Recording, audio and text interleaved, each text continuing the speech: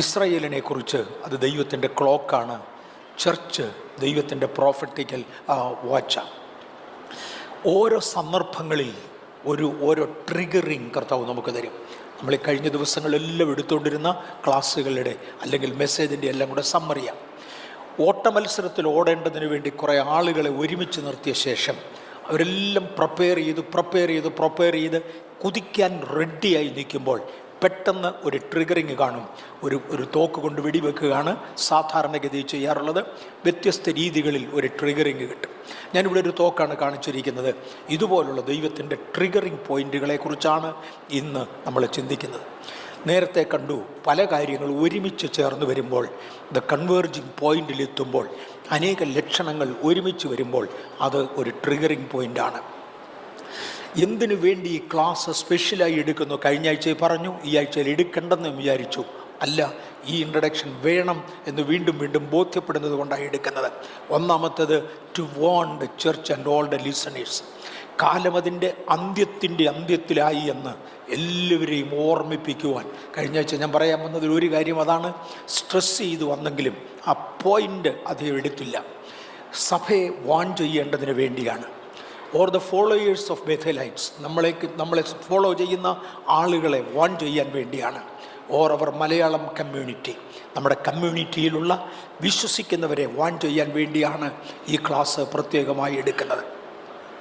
പഴയ നിയമത്തിൽ ഒരു വാച്ച്മാനെ അപ്പോയിൻ്റ് ചെയ്യുന്നൊരു പതിവുണ്ടായിരുന്നു. ഫോർ ബെഥേലിനും ബെഥേലൈറ്റ്സിനും വേണ്ടി ദൈവം ഏൽപ്പിച്ചിരിക്കുന്ന ഒരു വാച്ച്മാൻ എന്ന കടമയിൽ നിന്നുകൊണ്ട് ഇതെടുത്തു പറയുവാൻ താല്പര്യപ്പെടുക. എസെക്കിയേൽ 33:7 അതുപോലെ, മനുഷ്യപുത്ര, ഞാൻ നിന്നെ ഇസ്രായേൽ ഗൃഹത്തിന് കാവൽക്കാരനാക്കി വെച്ചിരിക്കുന്നു. നീ എൻ്റെ വായിൽ നിന്ന് വചനം കേട്ട് എൻ്റെ നാമത്തിൽ അവരെ ഓർമ്മപ്പെടുത്തണം. എങ്ങൊന്നും പഠിച്ചതല്ല, എങ്ങൊന്നും കേട്ടതല്ല, ദൈവത്തിൻ്റെ വായിൽ നിന്ന് പഠിക്കുവാൻ. പത്രോസിനോട് പറഞ്ഞായിരുന്നു, നീ മറ്റുള്ളവരിൽ നിന്ന് പഠിച്ചതല്ല, എൻ്റെ പിതാവിൽ നിന്ന് പ്രാപിച്ചതാണ്. അതാ ദൈവിക വെളിപ്പാടെന്ന് പറയുന്നത്. ദൈവത്തിൽ നിന്ന് പ്രാപിച്ച ചിലത്, മനുഷ്യപുത്ര, എൻ്റെ വായിൽ നിന്ന് നേരിട്ട് കേട്ട് എൻ്റെ നാമത്തിൽ നീ അവരെ ഓർമ്മിപ്പിച്ചോണം. ഞാൻ ഓർമ്മിപ്പിക്കുന്നത് കർത്താവിൻ്റെ തിരുനാമത്തിലാണ് എന്ന് ഈ പ്രായത്തിലും നിന്നുകൊണ്ട് പറയട്ടെ. Ezekiel 33:7, so thou O son of man, ആ ഭാഗം നിങ്ങൾക്ക് വായിക്കാം. കർത്താവിൻ്റെ നാമത്തിൽ ഓർമ്മിപ്പിക്കുവാൻ കർത്താവ് തന്ന അവസരത്തിനായി സ്തോത്രം. ബ്ലോ ദ ട്രംപറ്റ്, നീ കാഹളം ഊതണം. കാവൽക്കാരൻ വാൾ വരുന്നത് കണ്ട്, കാവൽക്കാരൻ എന്ന് പറയുന്നത് ഒരു പട്ടണത്തിൻ്റെ മേൽവിചാരകനായി ഒരു വ്യക്തിയെ, മേൽവിചാരകനല്ല ഓവർസിയറായി, അതിന് അനർത്ഥം വരുന്നത് കാണുവാൻ ഒരുത്തനെ മതിലിൻ്റെ മേലാക്കുകയും അവൻ ദൂരവയെ നോക്കി, ബൈനാക്കുലസ് ഉണ്ടെങ്കിൽ അതുപയോഗിച്ച് നോക്കി. ഇന്നത്തെ സാഹചര്യത്തിൽ ഒത്തിരിയും കൂടെ മാറി. സ്റ്റാർ വാറൊക്കെ ആരംഭിക്കുന്ന കാലമായപ്പോൾ ടെലസ്കോപ്പ് ഉണ്ടെങ്കിൽ അതിനകത്തൂടെയൊക്കെ നോക്കി വാൾ വരുന്നു എന്ന് വിളിച്ചു പറയുന്ന ഒരു കടപ്പാടുണ്ട്. 1971 ഇന്ത്യയും പാകിസ്ഥാനും കൂടെ യുദ്ധം നടക്കുമ്പോൾ നൂതന യുദ്ധ ഉപകരണങ്ങൾ രണ്ടുപേരും ആക്കിയതിനാൽ താഴ്ചയിലൂടെ പറന്നു വരുന്ന ഒരുപാട് എയ്റോപ്ലെയിനുകളെ ശത്രുരാജ്യത്തിന് കണ്ടുപിടിക്കാൻ ഒക്കത്തില്ല, റഡാറിന് കണ്ടുപിടിക്കാൻ ഒക്കത്തില്ല. റഡാർ റേഞ്ചിന് താഴെക്കൂടെ എയ്റോപ്ലെയിൻ വരുമായിരുന്നു. അന്ന് ഭാരതം ചെയ്തിരുന്നത് ഓരോ പോയിന്റിലും ലോ ലെവൽ ഒബ്സർവേഷൻ പോസ്റ്റുകൾ സ്ഥാപിച്ചുകൊണ്ട് ഓരോ കാവൽക്കാരെ അവിടെ ആക്കിയിരുന്നു.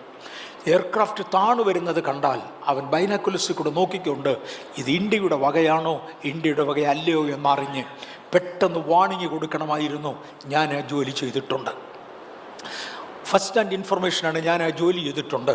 ഇതെല്ലാം ദൈവവചനത്തിൽ ഒരു ബേസ് ഉള്ളതാണ്. കാവൽക്കാരാ, ഞാൻ നിന്നെ കാവൽക്കാരനാക്കി വെച്ചിരിക്കുക. വാൾ വരുന്നത് കണ്ട് നീ ജനത്തോട് പറയാതിരുന്ന് ഒരുവനെ വാൾ ഛേദിച്ച് കളഞ്ഞാൽ അവൻ മരിച്ചത് അവൻ്റെ രക്തപ്പഴി മുഖേനയാണ്, അവൻ്റെ ദോഷം കൊണ്ടാണ് മരിച്ചത്, എങ്കിലും അവൻ്റെ രക്തം ഞാൻ നിന്നോട് ചോദിക്കും. ബഥേൽ ദൈവവചനവുമായി നമുക്കൊരു ഓപ്പണിങ് ദൈവം തന്നത്, ഒരാസസ് ദൈവം നമുക്ക് തന്നത് പലരെ വാൺ ചെയ്യാനാണ് എന്ന് മറക്കരുത്. വാൾ വന്ന് ഒരുത്തനെ ഛേദിച്ചാൽ അവൻ നശിച്ചത് അവൻ്റെ പാപം കൊണ്ടാണെങ്കിലും അവൻ്റെ രക്തം ഞാൻ നിന്നോട് ചോദിക്കും. Even if it is misappropriated, even if it is a false alarm, ഒരു പക്ഷെങ്കിൽ കൊടുക്കുന്ന ഒരു വാണിങ് തെറ്റിപ്പോയെങ്കിൽ പോലും ഒരു വാണിങ് കൊടുക്കുന്നതാണ് നല്ലത്. പല വാണിങ്ങിൽ ഒരെണ്ണം തെറ്റിയാൽ കൂടെ വാണിങ് കൊടുക്കാതിരിക്കുന്നതിനേക്കാൾ കൊടുത്തതാണ് നല്ലത്. എപ്പോഴും നമ്മൾ വിളിച്ചു പറയത്തില്ല, കാര്യം ഒരു താരിപ്പായി മാറും. എന്നാൽ ചില ട്രിഗറിങ് സാഹചര്യങ്ങളിൽ ഇത് വിളിച്ചു പറയാതെ നിവൃത്തിയില്ല. അതുകൊണ്ട് ഒരു ഫോൾസ് അലാം അഥവാ ഉണ്ടായാലും കറക്റ്റ് അലാം ഒരെണ്ണം തടയാൻ പാടില്ല. അതുകൊണ്ട് ഞങ്ങളിത് വിളിച്ചു പറയുകയാണ്. ഈറ്റുനോവിൻ്റെ ആരംഭത്തെക്കുറിച്ച് പല കാര്യങ്ങൾ നമ്മൾ പറഞ്ഞു. ഇന്ന് തുടർന്ന് അതിനെക്കുറിച്ച് ചിന്തിക്കാൻ ഞാൻ താല്പര്യപ്പെടുന്നില്ല. അതിലെ ഒരു ഭാഗം ദൈവം ഇടപെട്ടു, അവിടെ മാത്രം ഞാൻ എടുക്കും. ഈറ്റുനോവിൻ്റെ ആരംഭത്തിങ്കൽ കള്ളക്രിസ്തുക്കളും കള്ളപ്രവാചകന്മാരും എഴുന്നേക്കും. മാത്രമല്ല, ഈ സുവിശേഷം ലോകത്തിൻ്റെ അറ്റത്തോളം പ്രസംഗിക്കപ്പെടും. കള്ളപ്രവാചകന്മാർ എന്ന ആശയത്തിൽ ഞാൻ തിരിച്ചു വരും. വെളുപ്പിനെ ദൈവം എന്നെ 2 ദിവസത്തേക്ക് മുമ്പേ ഏൽപ്പിച്ച ഗൗരവമേറിയ ആലോചന അതാണ്. കള്ളപ്രവാചകന്മാർ ഓരോ ഭാഗങ്ങൾ എടുത്തു വിശദീകരിക്കാൻ ഞാനതിനകത്ത് ഉൾപ്പെടുമോ എന്ന് അവരവരെ നാം ശോധന ചെയ്യുവാൻ നമ്മെ തന്നെ കൊടുക്കേണ്ടതിനാണ്. സുവിശേഷം എല്ലാവരോടും പ്രസംഗിക്കപ്പെടണം, അതിനുശേഷമേ അവസാനം വരികയുള്ളൂ എന്ന് യേശു പറഞ്ഞത് നാം പണ്ട് കണ്ടതിനേക്കാൾ ഉപരിയായ രീതിയിൽ ഇന്ന് സുവിശേഷം ലോകമെമ്പാടും പ്രസംഗിക്കപ്പെടുന്നു. ഞാൻ പറഞ്ഞായിരുന്നു, സകല ന്യൂസ് ചാനൽസിലും ക്രിസ്ത്യൻ ബേസ്ഡ് പോലും നോൺ ക്രിസ്ത്യൻ ബേസ്ഡ് പോലും ന്യൂസ് ചാനലുകളിലൊക്കെ ഇസ്രയേലിനോടുള്ള ബന്ധത്തിൽ, മറക്കരുത്, ദൈവത്തിൻ്റെ ഘടികാരമാണത്. ഇസ്രയേലിനോടുള്ള ബന്ധത്തിൽ ഘടികാരം ഉയർന്നു നിൽക്കുകയാണ്. സമയമായി എന്ന് പറയേണ്ടതിനു വേണ്ടി ഇസ്രയേൽ ഉയർന്നു നിൽക്കുകയാണ്. ഇസ്രയേലിൽ തൽക്കാലം നടന്നുകൊണ്ടിരിക്കുന്ന യുദ്ധത്തോടുള്ള ബന്ധത്തിൽ യാതൊരു ജാതി മതഭേദമില്ലാതെ എല്ലാവരും വിളിച്ചു പറയാൻ തുടങ്ങി, ബൈബിളിൽ പറഞ്ഞതാ, ഇത് അന്ത്യകാലത്തിൻ്റെ ലക്ഷണമാ. എല്ലാവരോടും ഇത് പ്രസംഗിക്കപ്പെട്ടുകൊണ്ടിരിക്കുക. ഗ്രീക്ക് മിതോളജിയിൽ ഞാൻ കഴിഞ്ഞ ദിവസം തൊട്ടായിരുന്നു, ഗ്രീക്ക് മിതോളജിയിൽ പറഞ്ഞിരിക്കുന്നത് മുഴുവനും, ആകാശലക്ഷണങ്ങളായി പറഞ്ഞിരിക്കുന്ന സകലതും ഇന്ന് നിവർത്തിക്കപ്പെട്ടുകൊണ്ടിരിക്കുകയാണ്. അസ്ട്രോളജിയിൽ പറഞ്ഞിരിക്കുന്ന പലതും നമ്മൾ അസ്ട്രോളജി അംഗീകരിക്കുന്നില്ലെന്ന് പറഞ്ഞാൽ നമ്മളതിനെ ഫോളോ ചെയ്യുന്നവരല്ല. കാര്യം അതിനേക്കാൾ വലിയതൊന്നും നമ്മുടെ ഉള്ളതുകൊണ്ട് മറ്റേത് താണുപോയതാ. അതിനേക്കാൾ ഇല്ലെന്നല്ല, അത് ഉപയോഗിക്കാറില്ല. ഈ പണ്ടൊക്കെ റെയിൽവേ സ്റ്റേഷനുകളിൽ കൂടെ, പ്രത്യേകിച്ചും വടക്കേ ഇന്ത്യയുടെ റെയിൽവേ സ്റ്റേഷനുകളിലൂടെ ഒരു 50-60 വർഷങ്ങൾക്ക് മുൻപേ യാത്ര ചെയ്യുമ്പോൾ മണ്ണുകൊണ്ടുള്ള ചട്ടിക്കകത്ത് ചായ കൊണ്ട് തരുമായിരുന്നു. ഞാൻ വാങ്ങിച്ചു കുടിച്ചിട്ടുണ്ട്. മണ്ണ് ചുവയ്ക്കും, തീരെ വൃത്തികെട്ടതാണ്. പക്ഷെ വേറൊന്നും കിട്ടാനില്ലാത്തത് കൊണ്ട് ആ ചായ വാങ്ങി കുടിക്കുമായിരുന്നു. ഇന്ന് മണ്ണുകൊണ്ടുള്ള ചട്ടിയിൽ ആരെങ്കിലും ചായ കുടിക്കുന്നോ എന്ന് എനിക്ക് അറിഞ്ഞുകൂടാ. ഞാൻ ഏതായാലും കുടിക്കത്തില്ല, അതിനേക്കാൾ നല്ലതുണ്ട്. അതിൻ്റെ അർത്ഥം പണ്ട് മണ്ണുകൊണ്ടുള്ള ചട്ടിയിൽ ചായ കിട്ടിയില്ലെന്നല്ല, അത് കിട്ടിയത് തന്നെയാണ്. ഉന്നതമായത് നമ്മുടെ കയ്യിൽ ഇന്നുള്ളത് കൊണ്ട് നമ്മൾ അസ്ട്രോളജിയുടെ പുറകെ പോകാറില്ല, ആ ഏരിയയിലോട്ട് തിരിയാറില്ല. കാര്യം അതിനേക്കാൾ ഉന്നതമായി നമ്മുടെ കയ്യിൽ കിട്ടി. പക്ഷേ അസ്ട്രോളജിക്കൽ ലാംഗ്വേജ് ഉപയോഗിച്ചിരുന്നവർക്ക് പോലും മനസ്സിലാകത്തക്ക വേണം സുവിശേഷം പ്രഘോഷിക്കപ്പെട്ടു. ഞാൻ പറഞ്ഞു, ഒക്ടോബർ മാസം 9-ാം തീയതി വൈകുന്നേരത്ത് ആകാശത്തിൻ്റെ ലക്ഷണങ്ങളാണ് ഇവിടെ കാണുന്നത്. ഗ്രീക്ക് മിതോളജിയിൽ പറഞ്ഞിരിക്കുന്നതും അസ്ട്രോളജിയിൽ പറഞ്ഞിരിക്കുന്നതും വെളിപ്പാട് പുസ്തകത്തിൽ പറഞ്ഞിരിക്കുന്ന 4 കുതിരകളുടെ കാര്യവും, മാത്രമല്ല സൂര്യനെ അണിഞ്ഞൊരു സ്ത്രീ വെളിപ്പാട് 12-ൽ പറഞ്ഞിരിക്കുന്നതും എല്ലാം കൂടെ ചേർത്ത് കാണിക്കുന്നതായ ഒരൊറ്റ ചിത്രമാണ് ആകാശത്ത് വെളിപ്പെട്ടത്.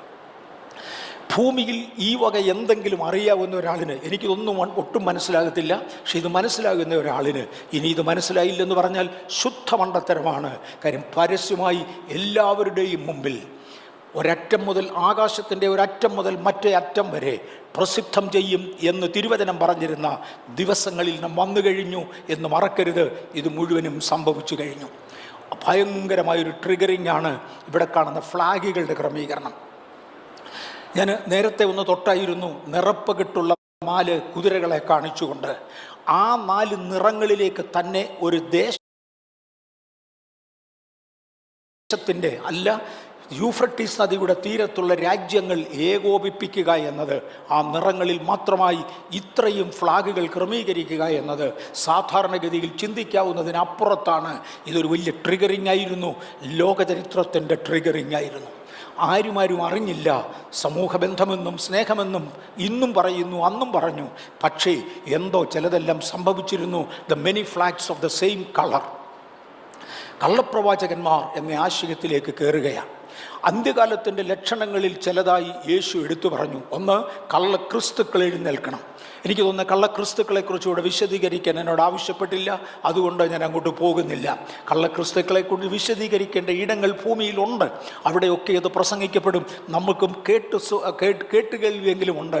ഞാൻ ക്രിസ്തുവാകുന്നുവെന്ന് പറഞ്ഞ്, ക്രിസ്തുവിൻ്റെ അവതാരമെന്ന് പറഞ്ഞ്, ദൈവത്തിൻ്റെ അവതാരമെന്ന് പറഞ്ഞ് അനേകർ എഴുന്നേറ്റു വന്നു. ഞാനിവിടെ ഒരു കാര്യം പറയാൻ ആഗ്രഹിക്കുന്നു. ഇന്നൊരാൾ ദൈവമാണ്, ഇന്നൊരാൾ ദൈവമാണ്, ഇന്നൊരാൾ ദൈവമാണെന്ന് പറഞ്ഞ് പലര് ക്രിസ്ത്യാനികളെക്കുറിച്ച് കേരളത്തിൻ്റെ മണ്ണിൽ പറഞ്ഞിരുന്നു. ഇതിൽ ഒരാൾ പോലും തന്നെ ആൾ ദൈവമാണെന്ന് പറഞ്ഞില്ല. പിന്നെ ഒരു പട്ടിക്ക് വേറൊരു പട്ടിയെ കണ്ടാൽ ഇഷ്ടപ്പെടത്തില്ലെന്ന് പണ്ടേ കേട്ടിട്ടുണ്ട്. ആൾ ദൈവമാകാൻ കൊതിച്ച ആരോ അവൻ്റെ പേര് വേറൊരുത്തൻ കവർന്നെടുക്കാൻ വരുന്നത് കണ്ടാൽ ഇഷ്ടപ്പെടാതെ പോയേക്കാം. പക്ഷെ ഒരു മനുഷ്യൻ പോലും ആൾ ദൈവമാണെന്ന് പറഞ്ഞിട്ടില്ല. എന്നാൽ കള്ളപ്രവാചകന്മാർ ധാരാളം എഴുന്നേറ്റു. ഞാൻ പറഞ്ഞു, കള്ളക്രിസ്തുക്കളെക്കുറിച്ച് ഇന്ന് തൊടാൻ ഞാൻ ആഗ്രഹിക്കുന്നില്ല. 2 പത്രോസ് 2-ാം അധ്യായത്തിൻ്റെ 1 മുതൽ 3 വരെയുള്ള വാക്യം ഇംഗ്ലീഷിൽ ഞാൻ ജസ്റ്റ് കാണിക്കുന്നത് മാത്രമേ ഉള്ളൂ. വിശദീകരിക്കുന്നത് മലയാളത്തിൽ നിന്നായിരിക്കും. കാര്യം നമ്മുടെ സർവീസ് മലയാളം സർവീസാണ്. 2 പത്രോസ് 2-ാം അധ്യായത്തിൻ്റെ 1 മുതൽ 3 വരെയുള്ള വാക്യങ്ങളിൽ എന്നാൽ കള്ളപ്രവാചകന്മാരും ജനത്തിൻ്റെ ഇടയിൽ ഉണ്ടായിരുന്നു. ഈ കള്ളപ്രവാചകന്മാരെക്കുറിച്ച് തിരുവചനം കൊടുത്തിരിക്കുന്ന വിശദീകരണങ്ങൾ എടുത്തുകൊണ്ട് നമ്മുടെ ഇടയിൽ നിന്ന്, നമ്മുടെ നേച്ചറിനകത്ത്, നമ്മുടെ ഉള്ളിൽ നിന്ന് ഇതുപോലെ എന്തെങ്കിലും ഉണ്ടോ എന്നൊന്ന് ആലോചിക്കുന്നത് കൊള്ളാം. പലപ്പോഴും കർത്താവിൻ്റെ വാചകങ്ങൾ പലതും നാം വിശദമായി എടുത്തു പഠിച്ചേ പറ്റത്തുള്ളൂ. ദൈവവചനം വിശദമായി പഠിക്കാത്തിടത്തോളം നമുക്കത് മനസ്സിലാകത്തില്ല. ഞാനൊരു കൊച്ചു ഉദാഹരണം പറയാം. മോശയുടെ കയ്യിൽ ദൈവം ഏൽപ്പിച്ചത് 613 കൽപ്പനകളാണ്. 613 കൽപ്പനകൾ. ആ 613നെയും ചേർത്ത് മിസ്ബോത്തുകൾ എന്നതിനെ വിളിച്ചിരുന്നു. പക്ഷേ ആ കൽപ്പനകളെ തന്നെ ഒന്ന് കൺക്ലൂഡ് ചെയ്ത് തൃക്കരം കൊണ്ട് എഴുതുമ്പോൾ 10 കൽപ്പനകളാക്കി ദൈവം അതിനെ കുറച്ചു. ആ 613 കൽപ്പനയെ 10ആയി ദൈവം കുറച്ച് മോശയുടെ കൊടുത്തു. പക്ഷേ 613 അതിനകത്ത് ഉൾക്കൊള്ളുന്നുണ്ട്. പുതിയ നിയമത്തിൽ കർത്താവായ യേശു ക്രിസ്തു 10 കൽപ്പനകളെ അല്ല 613 കൽപ്പനകളെ ഒന്നുകൂടെ കൺക്ലൂഡ് ചെയ്ത് വെച്ച് പറഞ്ഞു, 2 കൽപ്പനകളിലായി ഞാനിതിനെ ഒതുക്കുക. ഒന്ന്, നിന്റെ ദൈവമായ യഹോവയെ പൂർണ്ണ ഹൃദയത്തോടെ സേവിക്കണം. 2, നിന്നെപ്പോലെ നിൻ്റെ അയൽക്കാരനെ സേവിക്കണം, സ്നേഹിക്കണം. 613 കൽപ്പനകൾ ചുരുക്കിയിട്ടതാണ്. യേശു ഒന്നുകൂടെ ചുരുക്കി വെച്ച് പറഞ്ഞു, നിന്നെപ്പോലെ തന്നെ നിൻ്റെ അയൽക്കാരനെ സ്നേഹിക്കുക എന്ന ഒറ്റ കൽപ്പനയിൽ ഇത് മുഴുവനും ഉൾപ്പെടും. മനസ്സിലാകുന്നുണ്ടോ? ദൈവം ഇങ്ങോട്ട് നമ്മുടെ കയ്യിലോട്ട് ഏൽപ്പിക്കുന്നത് നമ്മളൊന്ന് വലുതാക്കി എടുത്താൽ, അല്ലെങ്കിൽ നമുക്ക് മനസ്സിലാകുന്ന ഭാഷയിലേക്ക് കൊണ്ടുവന്നാൽ ഒരുപാട് വലുതാണ്. കള്ളപ്രവാചകൻ എന്ന ഒറ്റ പദത്തിനകത്ത് കർത്താവ് ഉൾക്കൊള്ളിച്ചിരിക്കുന്ന അർത്ഥത്തിൻ്റെ ഒരു ഭാഗത്തൂടെ പോകുവാൻ, ഒന്ന്, അത് ദുരുപദേഷ്ടാക്കന്മാരെ അങ്ങനെയാണ് പറഞ്ഞിരിക്കുന്നത്. അങ്ങനെ ദുരുപദേഷ്ടാക്കന്മാർ നിങ്ങളുടെ ഇടയിലും ഉണ്ടാകും. ദുരുപദേഷ്ടാക്കന്മാരെന്നാൽ എന്താണ്? നാശകരമായ മതഭേദങ്ങളെ നുഴയിച്ച് തങ്ങളെ വിലയ്ക്ക് വാങ്ങിയ നാഥനെ തള്ളിപ്പറഞ്ഞ് തങ്ങൾക്ക് തന്നെ ശീഘ്രനാശം വരുത്തുന്നവരായിരിക്കും. ഒരുത്തൻ പറഞ്ഞെന്ന് വരാം, യേശു വന്നിച്ചു പോയി. വേറൊരുത്തൻ പറഞ്ഞെന്ന് വരാം, യേശു ഇപ്പോൾ ഉടനെ വരത്തില്ല. ഇനി ഒരിക്കൽ ഒരുത്തൻ പറഞ്ഞെന്ന് വരാം, ഇന്ന ദിവസമാണ് യേശു വരുന്നത്. വേറൊരാൾ പറഞ്ഞെന്ന് വരാം, ഇന്ന രീതിയിലാണ് വരുന്നത്. ഇതെല്ലാം അവനവൻ സൃഷ്ടിക്കുന്നതാണ് നാശകരമായ മതഭേദങ്ങളാണ്. ഒരുത്തൻ പറയും വിശ്വസിക്കുന്നതിന് മുന്നമേ സ്നാനപ്പെട്ടാൽ കുഴപ്പമില്ല. വേറൊരുത്തൻ പറയും വിശ്വസിച്ച് സ്നാനപ്പെട്ട് മറുഭാഷ പറഞ്ഞു കഴിഞ്ഞാൽ പിന്നെ ഏത് തെറ്റ് ചെയ്താലും കുഴപ്പമില്ല, രക്ഷയുടെ ഭദ്രതയാ. നാശകരമായ മതഭേദങ്ങളെ നുഴയിച്ച് അനേകരെ ക്രിസ്തുവിങ്കിൽ നിന്ന് അകറ്റിക്കളയുന്ന ഒരു സ്വഭാവം നമുക്കിതുണ്ടാകാതിരിപ്പാൻ ദൈവസന്നിധിയിൽ നമ്മെ ഏൽപ്പിക്കാം. കരിസ്മറ്റിക് ഗ്രൂപ്പിൽ വേറൊരു ഭാഷയിൽ ന്യൂ ജനറേഷൻ ചർച്ചസ് എന്നറിയപ്പെടുന്ന കേരളക്കരയിലെ ന്യൂ ജനറേഷൻ ചർച്ചസിൻ്റെ ആരംഭത്തിങ്കിൽ അവരോട് ചേർന്ന് നിന്ന ഏറ്റവും പ്രധാനപ്പെട്ട 2-3 വ്യക്തികളിൽ ഒരാളാണ് ഞാനെന്ന് സന്തോഷത്തോടെ പറയാൻ ആഗ്രഹിക്കുന്നു. ഐ വാണ്ട് ടു റിപ്പീറ്റ്, ഞാനത് ഒന്നുകൂടെ ആവർത്തിക്കാം. കേരളത്തിൽ ന്യൂ ജനറേഷൻ ചർച്ചസ് എന്ന് ഇന്നറിയപ്പെടുന്ന, അന്ന് അങ്ങനൊരു വാക്കതിനില്ലായിരുന്നു, എന്ന് ഇന്നറിയപ്പെടുന്ന പല സഭകളുടെയും ആരംഭത്തിങ്കിൽ നിന്നവരുടെ കൂട്ടത്തിൽ 2-3 പേരായിരുന്നു പ്രധാനമായും നിന്നത്. അതിലൊരാളായിരുന്നു ഞാൻ. പക്ഷെ അത് വഴിതെറ്റുന്നു എന്ന് കണ്ടതോടുകൂടെ, ചില ദുരുപദേശങ്ങൾ അതിനകത്ത് വന്നതോടുകൂടെ, മതഭേദങ്ങൾ വന്നു കയറിയതോടുകൂടെ കഴിവുള്ളിടത്തോളം സുവിശേഷത്തിൽ നിൽക്കുവാൻ ഞാൻ എന്നെ തന്നെ കർത്താവിൽ ഏൽപ്പിച്ചു. 2, അവരുടെ ദുഷ്കാമപ്രവർത്തികൾ. എൻ്റെ ജീവിതത്തിൽ അറിഞ്ഞോ അറിയാതെയോ ദുഷ്കാമപ്രവർത്തികൾ കടക്കുന്നുണ്ടെങ്കിൽ 78 വയസ്സ് ആകുന്നു എനിക്ക്. അതുകൊണ്ട് തുറന്നു പറഞ്ഞാൽ യാതൊരു തകരാറുമില്ല. ദൈവത്തിൻ്റെ സൃഷ്ടിയെങ്കിൽ തന്നെ സന്താനപുഷ്ടിയുള്ളവരായി പെരുകുക എന്നൊരു പദം കർത്താവ് പറഞ്ഞിരുന്നു. കഴിഞ്ഞ ദിവസം ഒരാൾ ഒരു പ്രത്യേക സാഹചര്യത്തിൽ എന്നെ വിളിച്ചേച്ച് പറഞ്ഞു, ദൈവത്തിൻ്റെ വീണുപോയ ദൈവദൂതന്മാർ മനുഷ്യപുത്രിമാരെ വിവാഹം കഴിച്ച് അവർക്ക് കുഞ്ഞുങ്ങളുണ്ടായി എന്ന് പറഞ്ഞാൽ എങ്ങനെ അംഗീകരിക്കും? ആ പുള്ളിക്കാരനും 45 വർഷമായി ഉപദേശിക്കുന്ന വെപ്പ് സഭയുടെ ചുമതലയൊക്കെ നോക്കുന്ന ആളാ. പുള്ളി എന്നെ വിളിച്ച് ചോദിച്ചതാണ്, സൃഷ്ടിക്കുവാനുള്ള അധികാരം ദൈവത്തിന് മാത്രമുള്ളതല്ലേ, പിന്നെ എങ്ങനെ അത് വീണുപോയ ദൂതന്മാർക്ക് കിട്ടി? ഞാനോട് പറഞ്ഞു, എൻ്റെ സഹോദര, ദൈവത്തിന് മാത്രമേ അധികാരമുള്ളൂ. ഇവിടെ പട്ടിക്കും കഴുതയ്ക്കും പിള്ളേരുണ്ടോ? നിനക്കില്ലേ? നീ ദൈവമാണ്. പിന്നെ മനുഷ്യൻ എന്നോട് മിണ്ടിയിട്ട് പോലുമില്ല. ദൈവം പലരെയും പലതും ഏൽപ്പിച്ചിട്ടുണ്ട്. മനുഷ്യന് ദൈവം കൊടുത്തിരിക്കുന്ന ഒന്നാണ് ലൈംഗിക താല്പര്യം. എന്നാൽ കാമ പ്രവൃത്തികൾ മനുഷ്യനുണ്ട്, അത് നിർബന്ധമായും ഉണ്ട്. ദുഷ്കാമം വേറൊന്നാണ്. ദൈവം അനുവദിച്ചതിന് വെളിയിൽ പോകുന്ന സകലതും ദുഷ്കാമ പ്രവൃത്തിയാണ്. ഈ 2 പത്രോസ് 2-ാം അധ്യായത്തിൽ ദുഷ്കാമ പ്രവൃത്തികൾ കള്ളപ്രവാചകന്മാരുടെ വകയാണ് എന്ന് എടുത്തു പറയുന്നു. ഇന്ന് നമ്മെ തന്നെ ഒന്ന് ശോധന ചെയ്യാം. ഞാൻ രക്ഷിക്കപ്പെട്ടു, സ്നാനപ്പെട്ടു, ദൈവത്തിന് സ്തോത്രം. ആ രക്ഷിക്കപ്പെട്ടെന്ന് പറയുന്നത് സത്യമാണോ? എൻ്റെ അകത്തിൻ്റെ അകത്തുനിന്നൊരു മാനസാന്തരം ഉണ്ടായോ? എൻ്റെ പഴയ മനുഷ്യനെ ക്രിസ്തുവിനോടുകൂടെ കുഴിച്ചിട്ടു എന്ന് പറയുന്നത് സത്യമാണോ? അതോ ചുമ്മാ അതൊരു പുറംപൂച്ചായിരുന്നോ എന്ന് പകൽക്കാലം സ്വയം ആലോചിക്കുന്നവർക്കായി സ്തോത്രം. നമ്മുടെ ഇടയിൽ കള്ളപ്രവാചകന്മാർ കയറാതെ എൻ്റെ സഹോദരന്മാരെ ശ്രദ്ധിക്കൂ. അത് ഉണ്ടെങ്കിൽ ഇത് പകരുന്നതാ, ഇത് പകർച്ചവ്യാധിയാ. ഇതിൻ്റെ റിസോഴ്സ് തുറന്നു കൊടുത്താൽ ഇത് പിടിച്ചു കെട്ടാൻ ഒക്കത്തില്ല, അത് മുന്നോട്ട് പോകുന്നതാ. സാത്താൻ അതിൻ്റെ റിസോഴ്സ് തുറന്നു വിടുമ്പോൾ യേശുവിൻ്റെ നാമത്തിൽ സഭയായി ഞങ്ങളതിനെ ബൈൻഡ് ചെയ്യുകയാണ്. ജനം ദൈവത്തെ സേവിക്കേണ്ടതിന്. 3-ാമത്തേത്, അവർ നിമിത്തം സത്യമാർഗം ദൂഷിക്കപ്പെടും. ഞാൻ നിമിത്തം ദൈവത്തിൻ്റെ സത്യമാർഗം ദൂഷിക്കപ്പെടുന്നുവെങ്കിൽ അത് കള്ളപ്രവാചകൻ്റെ ലക്ഷണമാണ്. അവർ നിമിത്തം സത്യമാർഗം ദൂഷിക്കപ്പെടും. കർത്താവേ, എന്നെ പ്രതിയാക്കി സത്യമാർഗം ദൂഷിക്കപ്പെടാതെ. കേവലം കാമാർത്തി മാത്രമല്ല, അത് ധനത്തിൻ്റെ വഞ്ചനയാകാം, അത് ദ്രവ്യാഗ്രഹത്തിൻ്റെ കൂടാകാം, ജീവിതത്തിൻ്റെ പെശകുകളാകാം, ജീവിതത്തിൻ്റെ ബലഹീനതകളാകാം. അവർ നിമിത്തം ദൈവനാമം ദൂഷിക്കപ്പെടും. ഒരിക്കൽ വലിപ്പമുള്ള ഒരു വീട് സുവിശേഷത്തിൻ്റെ പേരിൽ പിരിച്ച പണം കൊണ്ട് ഉടച്ചു പറിച്ചു കളഞ്ഞേച്ച് അതുപോലെ വേറൊന്നവിടെ വെക്കുമ്പോൾ ഫാഷൻ ഒത്തില്ലെന്നുള്ള കാരണത്താലാ. എനിക്ക് നേരിട്ട് അറിയാവുന്ന വ്യക്തികളാണ്, അറിയാൻ വയ്യാത്തവരൊന്നും അല്ല. നാട്ടുകാർ മുഴുവനും ആ നാട്ടിൽ പറഞ്ഞു നടന്നത് എനിക്ക് ഓർമ്മയുണ്ട്. ഇതാടാ സുവിശേഷ വേല. നിങ്ങൾ നിമിത്തം എൻ്റെ നാമം ദൂഷിക്കപ്പെടുന്നു, ദൈവനാമം ദൂഷിക്കപ്പെടുന്നു, സത്യമാർഗം ദൂഷിക്കപ്പെടുന്നു. 3-ാമത്തെ വാക്യത്തിൽ അത് കിടപ്പുണ്ട്. 4, അവർ ദ്രവ്യാഗ്രഹികളാകുന്നു.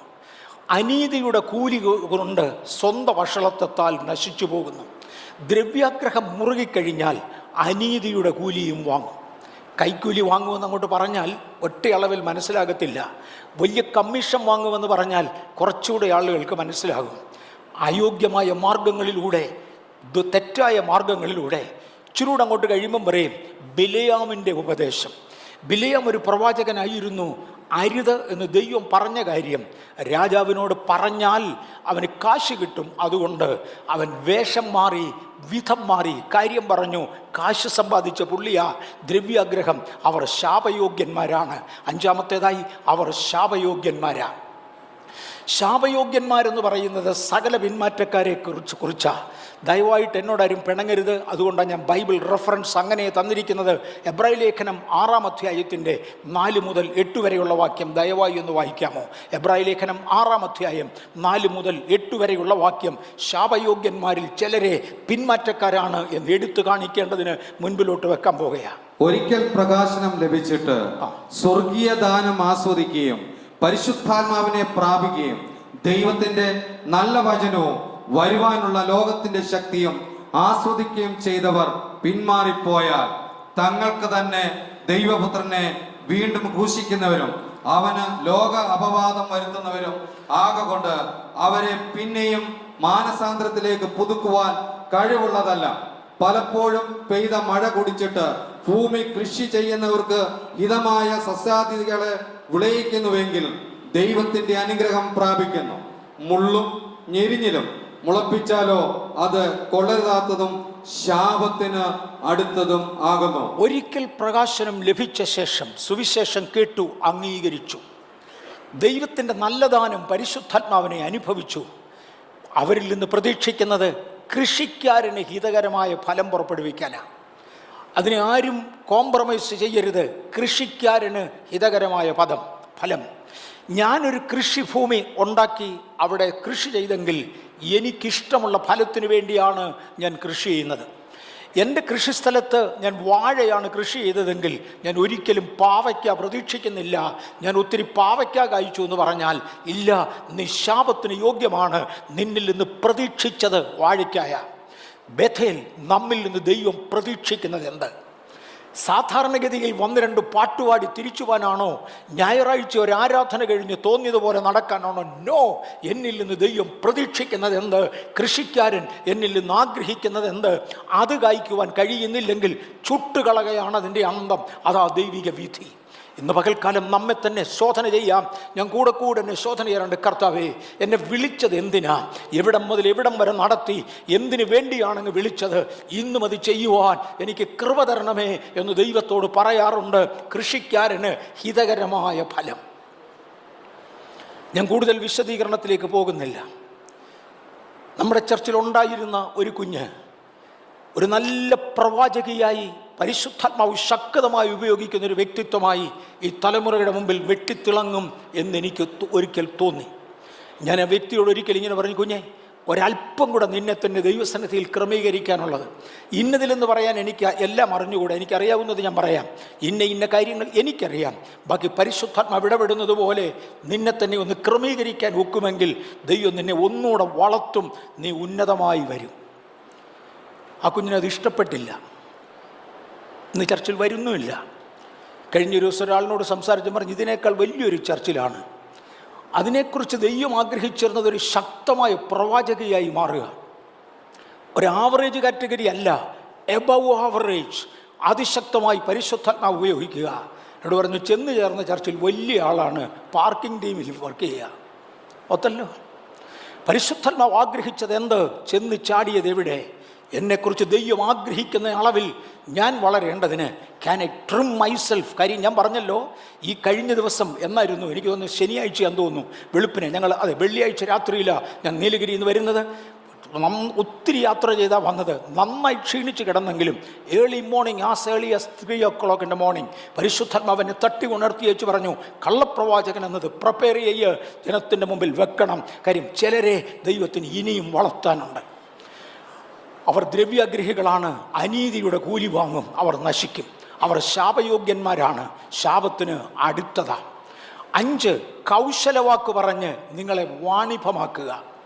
കൗശലവാക്ക് പറഞ്ഞ് നിങ്ങളെ വാണിഭമാക്കുക. നിങ്ങളെ കൊണ്ടൊരു ബിസിനസ് നടത്തുവാൻ നിങ്ങളെ ഒരുപാട് പുകഴ്ത്തി പറയും. ഒരു മലയാളത്തിൽ ഇങ്ങനെ ഒരു പഴയ കഥയുണ്ട്. ഒരിക്കലൊരു കാക്കയുടെ കയ്യിൽ ഒരു നെയ്യപ്പം കിട്ടി. എങ്ങനെ കിട്ടിയോ? കാക്ക ആ നെയ്യപ്പവുമായി ഒരു മരത്തിൻ്റെ മുകളിൽ കയറിയിരുന്നു. ആ മരത്തിൻ്റെ ചുവട്ടിൽ ഒരു കുറുക്കൻ വന്ന് നിന്നു. ഇത് പ്രായമുള്ളവർക്കറിയാം, പിള്ളേർ കേട്ടു, കഥയാണ്, എളുപ്പം മനസ്സിലാവും. ഒരു കുറുക്കൻ ഈ മരത്തിൻ്റെ കീഴിൽ വന്നിരുന്നു. കുറുക്കൻ അവിടെ താഴെ ഇരുന്നുകൊണ്ട് മേളിലോട്ട് നോക്കി വെച്ച് ചോദിച്ചു, കാക്കയെ അങ്ങ് പുകഴ്ത്തി വെച്ച് പറഞ്ഞു, കാക്കയെ, നീ ദയവ് ചെയ്ത നെയ്യപ്പത്തിൻ്റെ പകുതി എനിക്ക് തരാമോ എന്ന് ചോദിച്ചു. അത് തലയാട്ടി കാണിച്ചു, തരത്തില്ല എന്ന്. കാക്കയുടെ കിട്ടിയാൽ പിന്നെ കൊടുക്കുമോ? ഈ കുറുക്കൻ താഴെയിരുന്നു, അവൻ ഭയങ്കര കൗശലക്കാരന്. അവൻ താഴെയിരുന്നു പറഞ്ഞ്, കാക്ക തമ്പുരാട്ടി, ഈ അഴുക്ക് സാധനത്തെ ആരും സാധാരണക്കാരുടെ കൂട്ടത്തിൽ പെടുത്താറില്ല, താഴെയാ. ഇപ്പോൾ കാക്ക എന്നാ എല്ലാവരും പറയുന്നേ. കാക്ക തമ്പുരാട്ടി, നിന്നെപ്പോലെ പാട്ടുപാടുന്ന മനോഹര രൂപികൾ ആരുണ്ട്? നിന്നെപ്പോലെ പാട്ടുപാടാൻ കഴിയുന്നത് ആരുണ്ട്? തമ്പുരാട്ടി, ആ പാട്ടൊന്ന് കേൾക്കാൻ ഞാൻ കൊതിച്ചിരിക്കുക എന്ന് പറഞ്ഞു. കാക്ക സ്വയം മറന്നുപോയി, വായങ്ങ് പൊളിച്ചു, ക്രാം ഒരാല. വായും പൊളിച്ച് താഴെ ഇരുന്ന കുറുക്കൻ്റെ വായിൽ നെയ്യപ്പം വന്ന് പറഞ്ഞു, നിന്റെ പാട്ട് നിർത്തി വെച്ചു പോ, ആർക്ക് കേൾക്കണം? പലപ്പോഴും നിങ്ങളെ വാണിഭമാക്കുവാൻ പുകഴ്ത്തുന്നവർ കണ്ടേക്കാം. പലർക്കും നിങ്ങളെ ബിസിനസ്സാക്കുവാൻ അനുകൂലം പറയുന്നവർ കണ്ടേക്കാം. ഇത് കള്ളപ്രവാചകൻ്റെ ലക്ഷണമാണ്. മറക്കരുത്. കള്ളപ്രവാചകൻ എന്ന് പറഞ്ഞാൽ പ്രവചനപദത്തിൽ കള്ളത്തരം വരുന്നതെന്ന് മാത്രമല്ല, ഒരുപാട് അർത്ഥവ്യാഖ്യാനങ്ങൾ ഇതിനുണ്ട് എന്ന് പറയാം. അവർ കൗശലവാക്ക് പറഞ്ഞ് നിങ്ങളെ വാണിഭമാക്കും. 4-ാം വാക്യത്തിൽ കിടപ്പുണ്ട്. മഹിമകളെ ദുഷിക്കുന്നവരായിരിക്കും. മഹിമകളെ ദുഷിക്കുന്നവർ. ഇന്നത്തെ മീഡിയക്കാരൻ്റെ അടുക്കലോട്ട് തിരിഞ്ഞാൽ മതി, കണ്ടതിനെ സകലതിനെയും ദൂഷിച്ചുകൊണ്ടിരിക്കും. അവർ മഹിമകളെ ദൂഷിക്കുന്നവരായിരിക്കും. 2-ാം അധ്യായത്തിൻ്റെ 11-ാമത്തെ വാക്യം പറഞ്ഞു. 7, അവർ നേർവഴി വിട്ട് തെറ്റി ബിലയാമിൻ്റെ വഴിയിൽ നടക്കുന്നവരാ. ബിലയാമിനെ ഞാൻ തൊട്ടതുകൊണ്ട് ഇനി അത് വിശദീകരിക്കുന്നില്ല. നേർവഴി വിട്ട് തെറ്റിയവരാണ് 15-ാമത്തെ വാക്യത്തിൽ പറയുന്നു. വഴിതെറ്റി നടക്കുന്നവരോട് ഇപ്പോൾ അകന്നു വന്നവരെ, പുതുവിശ്വാസികളെ, ബലഹീന വിശ്വാസികളെ എന്നർത്ഥം. ഇവർ ദുഷ്കാമ പ്രവർത്തികളാൽ കാമഭോഗങ്ങളിൽ കുടുക്കുന്നവർ. പലതിനും പഴയ വിശ്വാസികളോട് അല്ലെങ്കിൽ വിശ്വാസത്തിൽ ഉറച്ചവരോട് ശല്യം ചെയ്യാൻ ഒക്കാത്തവരും, പ്രത്യേകിച്ചും പുതുസഭകളിലും പുതിയ ഉണർവുകാരുടെ ഇടയിലും പുതുതായി വിശ്വാസത്തിലേക്ക് വരുന്നവരെ, വഴിതെറ്റി നടന്നവരോട് ഇപ്പോൾ അകന്നു വന്നവരെ, ആ വാക്ക് മനസ്സിലായല്ലോ. വഴിതെറ്റി നടക്കുകയായിരുന്നു, ഇപ്പോൾ അവിടുന്ന് മാറി. പണ്ട് ഞാൻ കള്ളു കുടിച്ചുകൊണ്ടിരുന്നു, അല്ലെങ്കിൽ മോശമായ വഴിയിൽ നടന്നുകൊണ്ടിരുന്നു, പെട്ടെന്ന് ഞാൻ അവിടുന്ന് മാറി മാനസാന്തരപ്പെട്ടു. വഴിതെറ്റി നടക്കുന്നവരോട് ഇപ്പോൾ അകന്നു വന്നവരെ, അഥവാ പുതുവിശ്വാസികളെ, ബലഹീന വിശ്വാസികളെ എന്ന് സാധാരണ മലയാളത്തിൽ പറയാം. ഇവർ ദുഷ്കാമ പ്രവർത്തികളാൽ കാമബോധങ്ങളിൽ കുടുക്കുന്നു. വാക്കുകൾ തന്നെയല്ല, അവരുടെ ക്രിയകളും ദോഷമാണ്.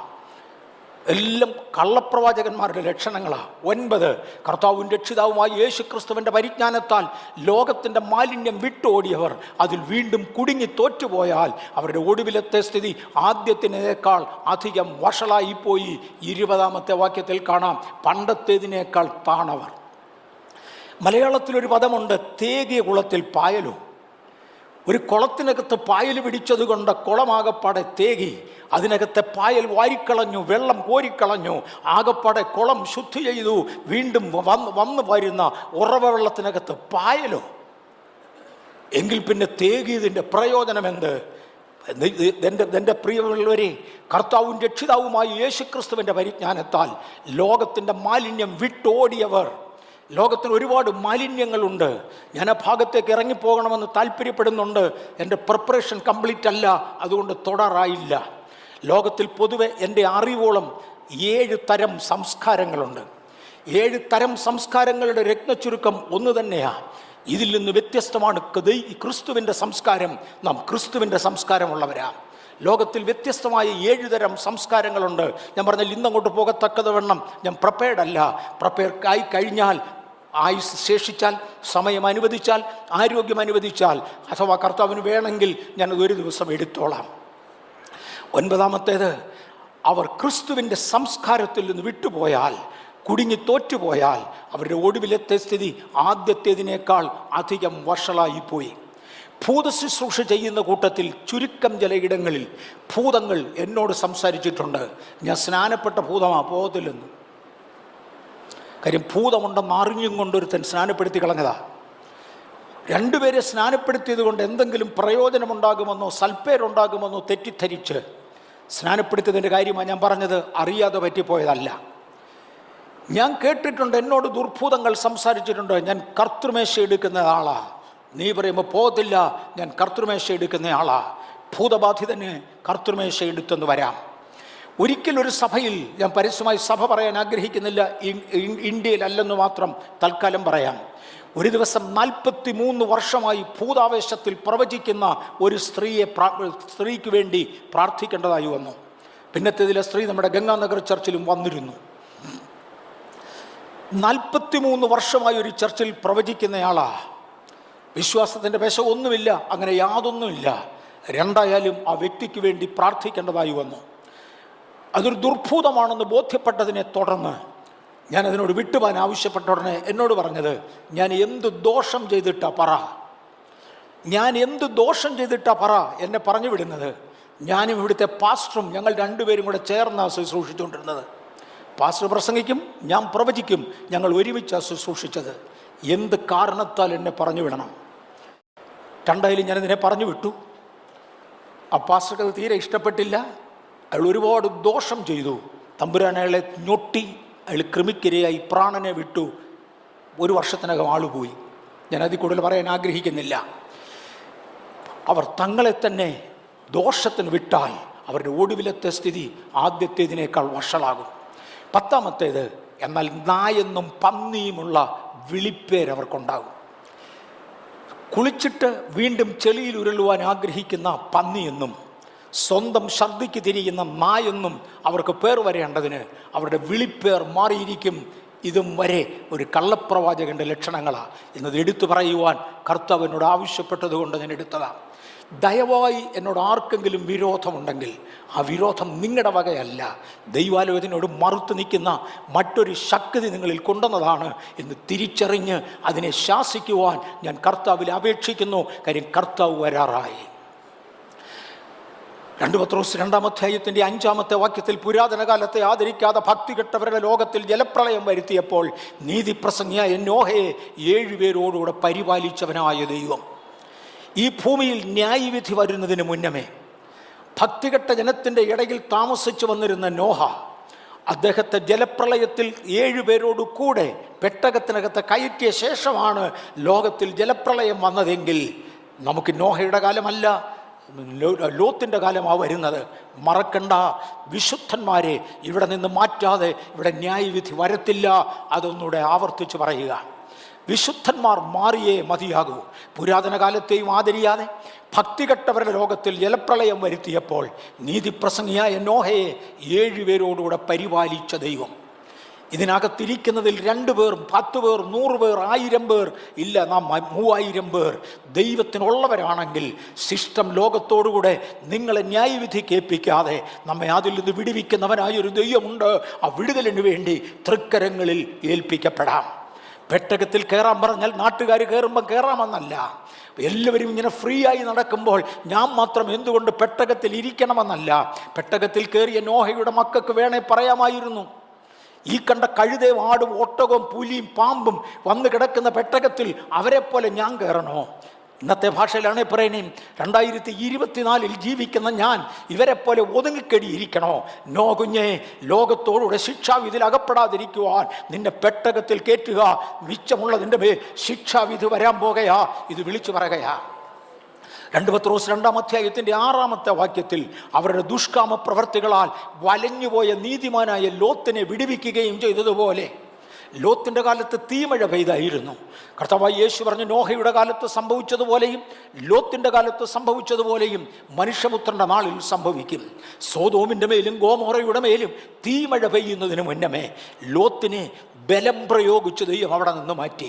ഈ വാക്കിനൊക്കെ ഭയങ്കര അർത്ഥമാണ്. ലോത്തിനോട് ആദ്യമേ പറഞ്ഞ് ഇറങ്ങിപ്പോകാൻ പറഞ്ഞു. അവൻ പറഞ്ഞു പോകത്തില്ല, കാര്യം അവനങ്ങോട്ട് പോകാൻ തോന്നുന്നില്ല. അവസാനം ദൈവത്തിൻ്റെ ദൂതന്മാർ പിടിച്ചു വലിച്ച് അവനെ കൊണ്ടുവന്ന് അടുത്ത പട്ടണം കാണിച്ചേച്ച് അങ്ങോട്ട് ആക്ച്വലി ഒരു പർവ്വതം കാണിച്ച് അങ്ങോട്ട് ഓടാൻ പറഞ്ഞു. അവിടെ വന്നപ്പോൾ ലോത്ത് പറഞ്ഞില്ല, ഞാൻ ആ സോവാർ എന്ന് പറയുന്ന പട്ടണത്തിലോട്ട് പോട്ടെ. ദൂതന്മാർ പറഞ്ഞു അങ്ങനെയാട്ട് പോ. ബലം പ്രയോഗിച്ച് വലിച്ചു. നിങ്ങളെ ബലം പ്രയോഗിച്ച് ഇവിടുന്ന് മാറ്റുമെന്ന് അറിയാമോ? എത്ര ഭക്തിയിൽ ജീവിക്കുന്നവനായാലും മക്കളെയും ഭാര്യയും സഹോദരങ്ങളെയും ബിസിനസ്സും കാര്യങ്ങളും വിട്ട് പോകാൻ പറഞ്ഞാൽ ആരും പോകത്തില്ല. പലതിനെയും ബലം പ്രയോഗിച്ചാണ് ഇവിടുന്ന് മാറ്റുന്നത്.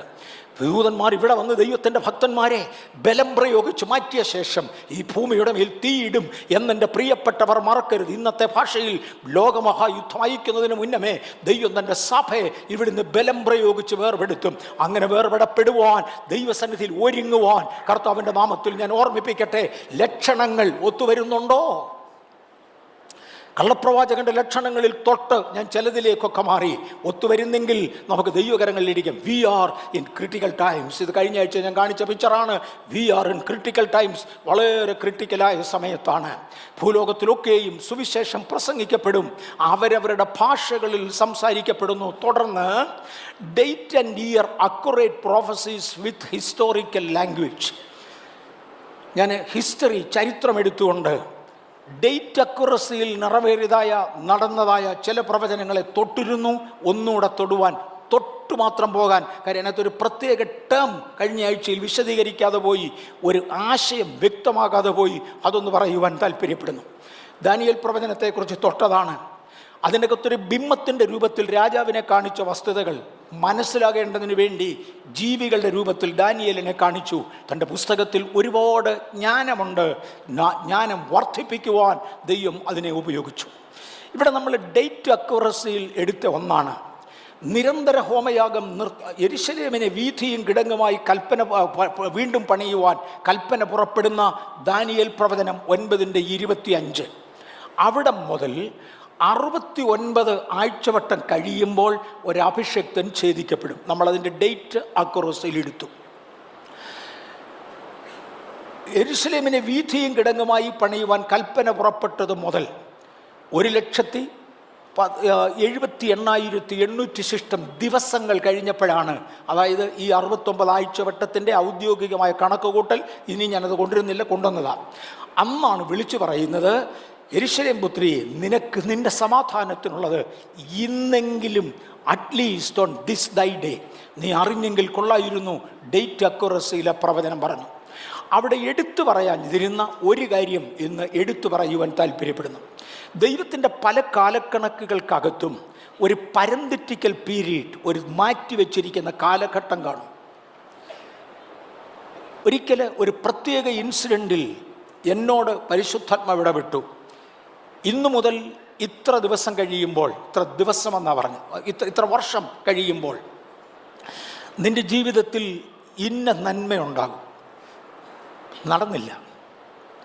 ആ ദിവസമെല്ലാം കഴിഞ്ഞു. ഒരു സെപ്റ്റംബർ 1-ാം തീയതിയെക്കുറിച്ച്, സെപ്റ്റംബർ 1-ാം തീയതി പലപ്പോഴും ഞാൻ ഓർക്കാറുണ്ട്. 2 വർഷം കഴിഞ്ഞോ അല്ലെങ്കിൽ ഒരു വർഷം കഴിഞ്ഞ് അടുത്ത സെപ്റ്റംബർ 1-ാം തീയതി നിൻ്റെ ജീവിതത്തിൽ ഇന്ന നന്മയുണ്ടാകും. ഉണ്ടായില്ല.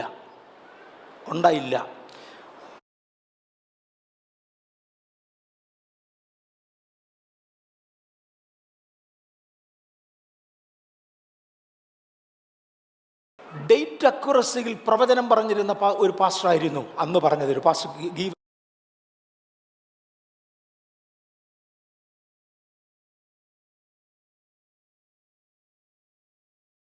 തോന്നുന്നു, ഒരു പാസ്റ്ററാണ് പറഞ്ഞത് ഡൽഹി വെച്ച്.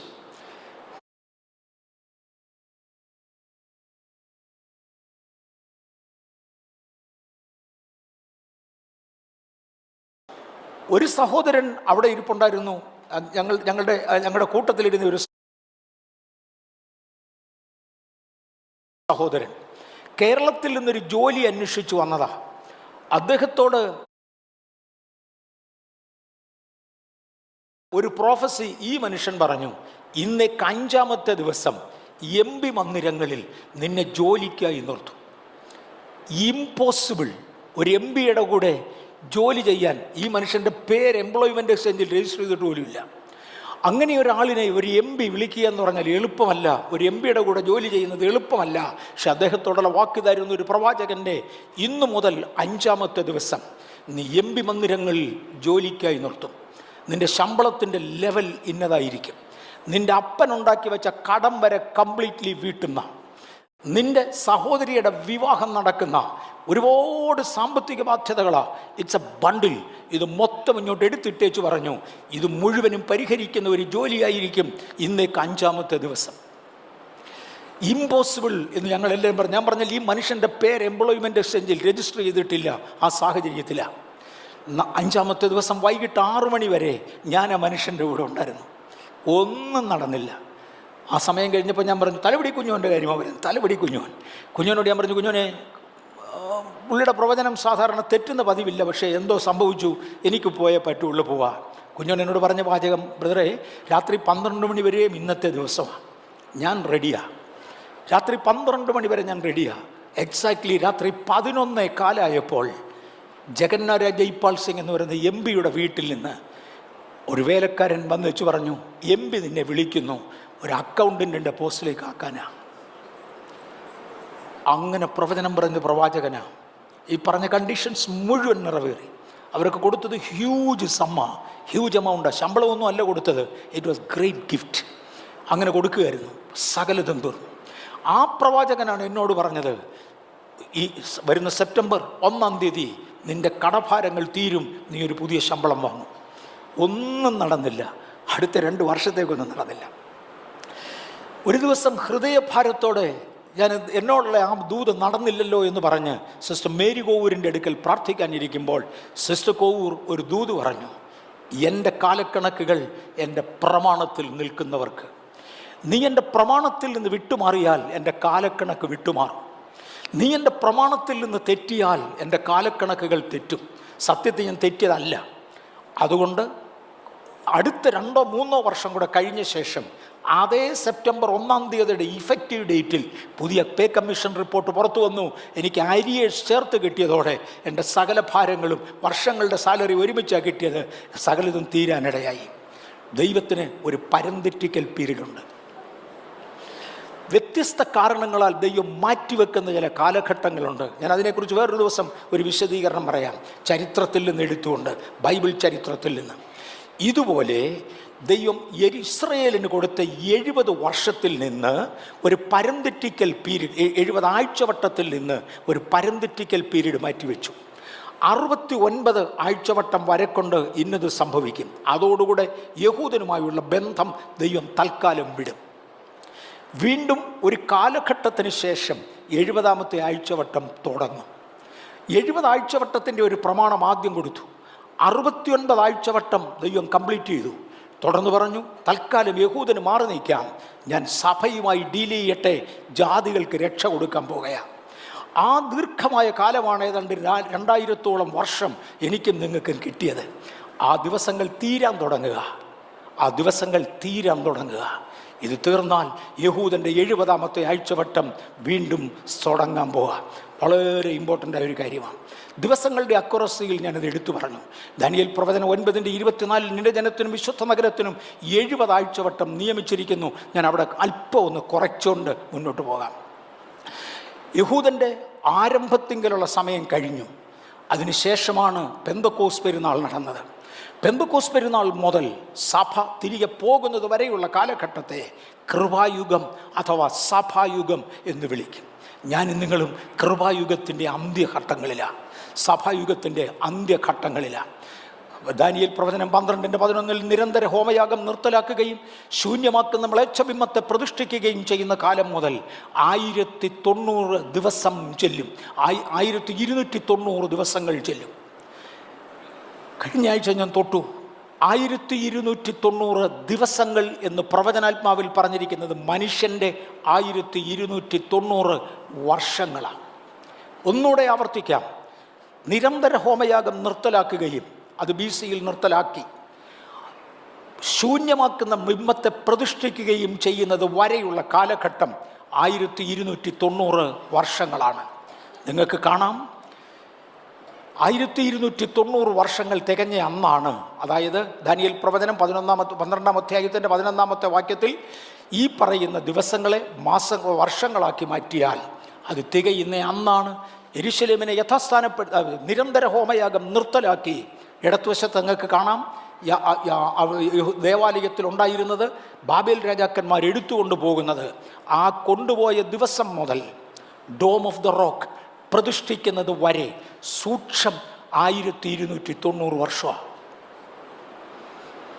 അത്രയും മനസ്സിലായവർക്കായി സ്തോത്രം. ഇയർ അക്യുറസിയിൽ നിർവഹിക്കപ്പെടുന്നതാണ്.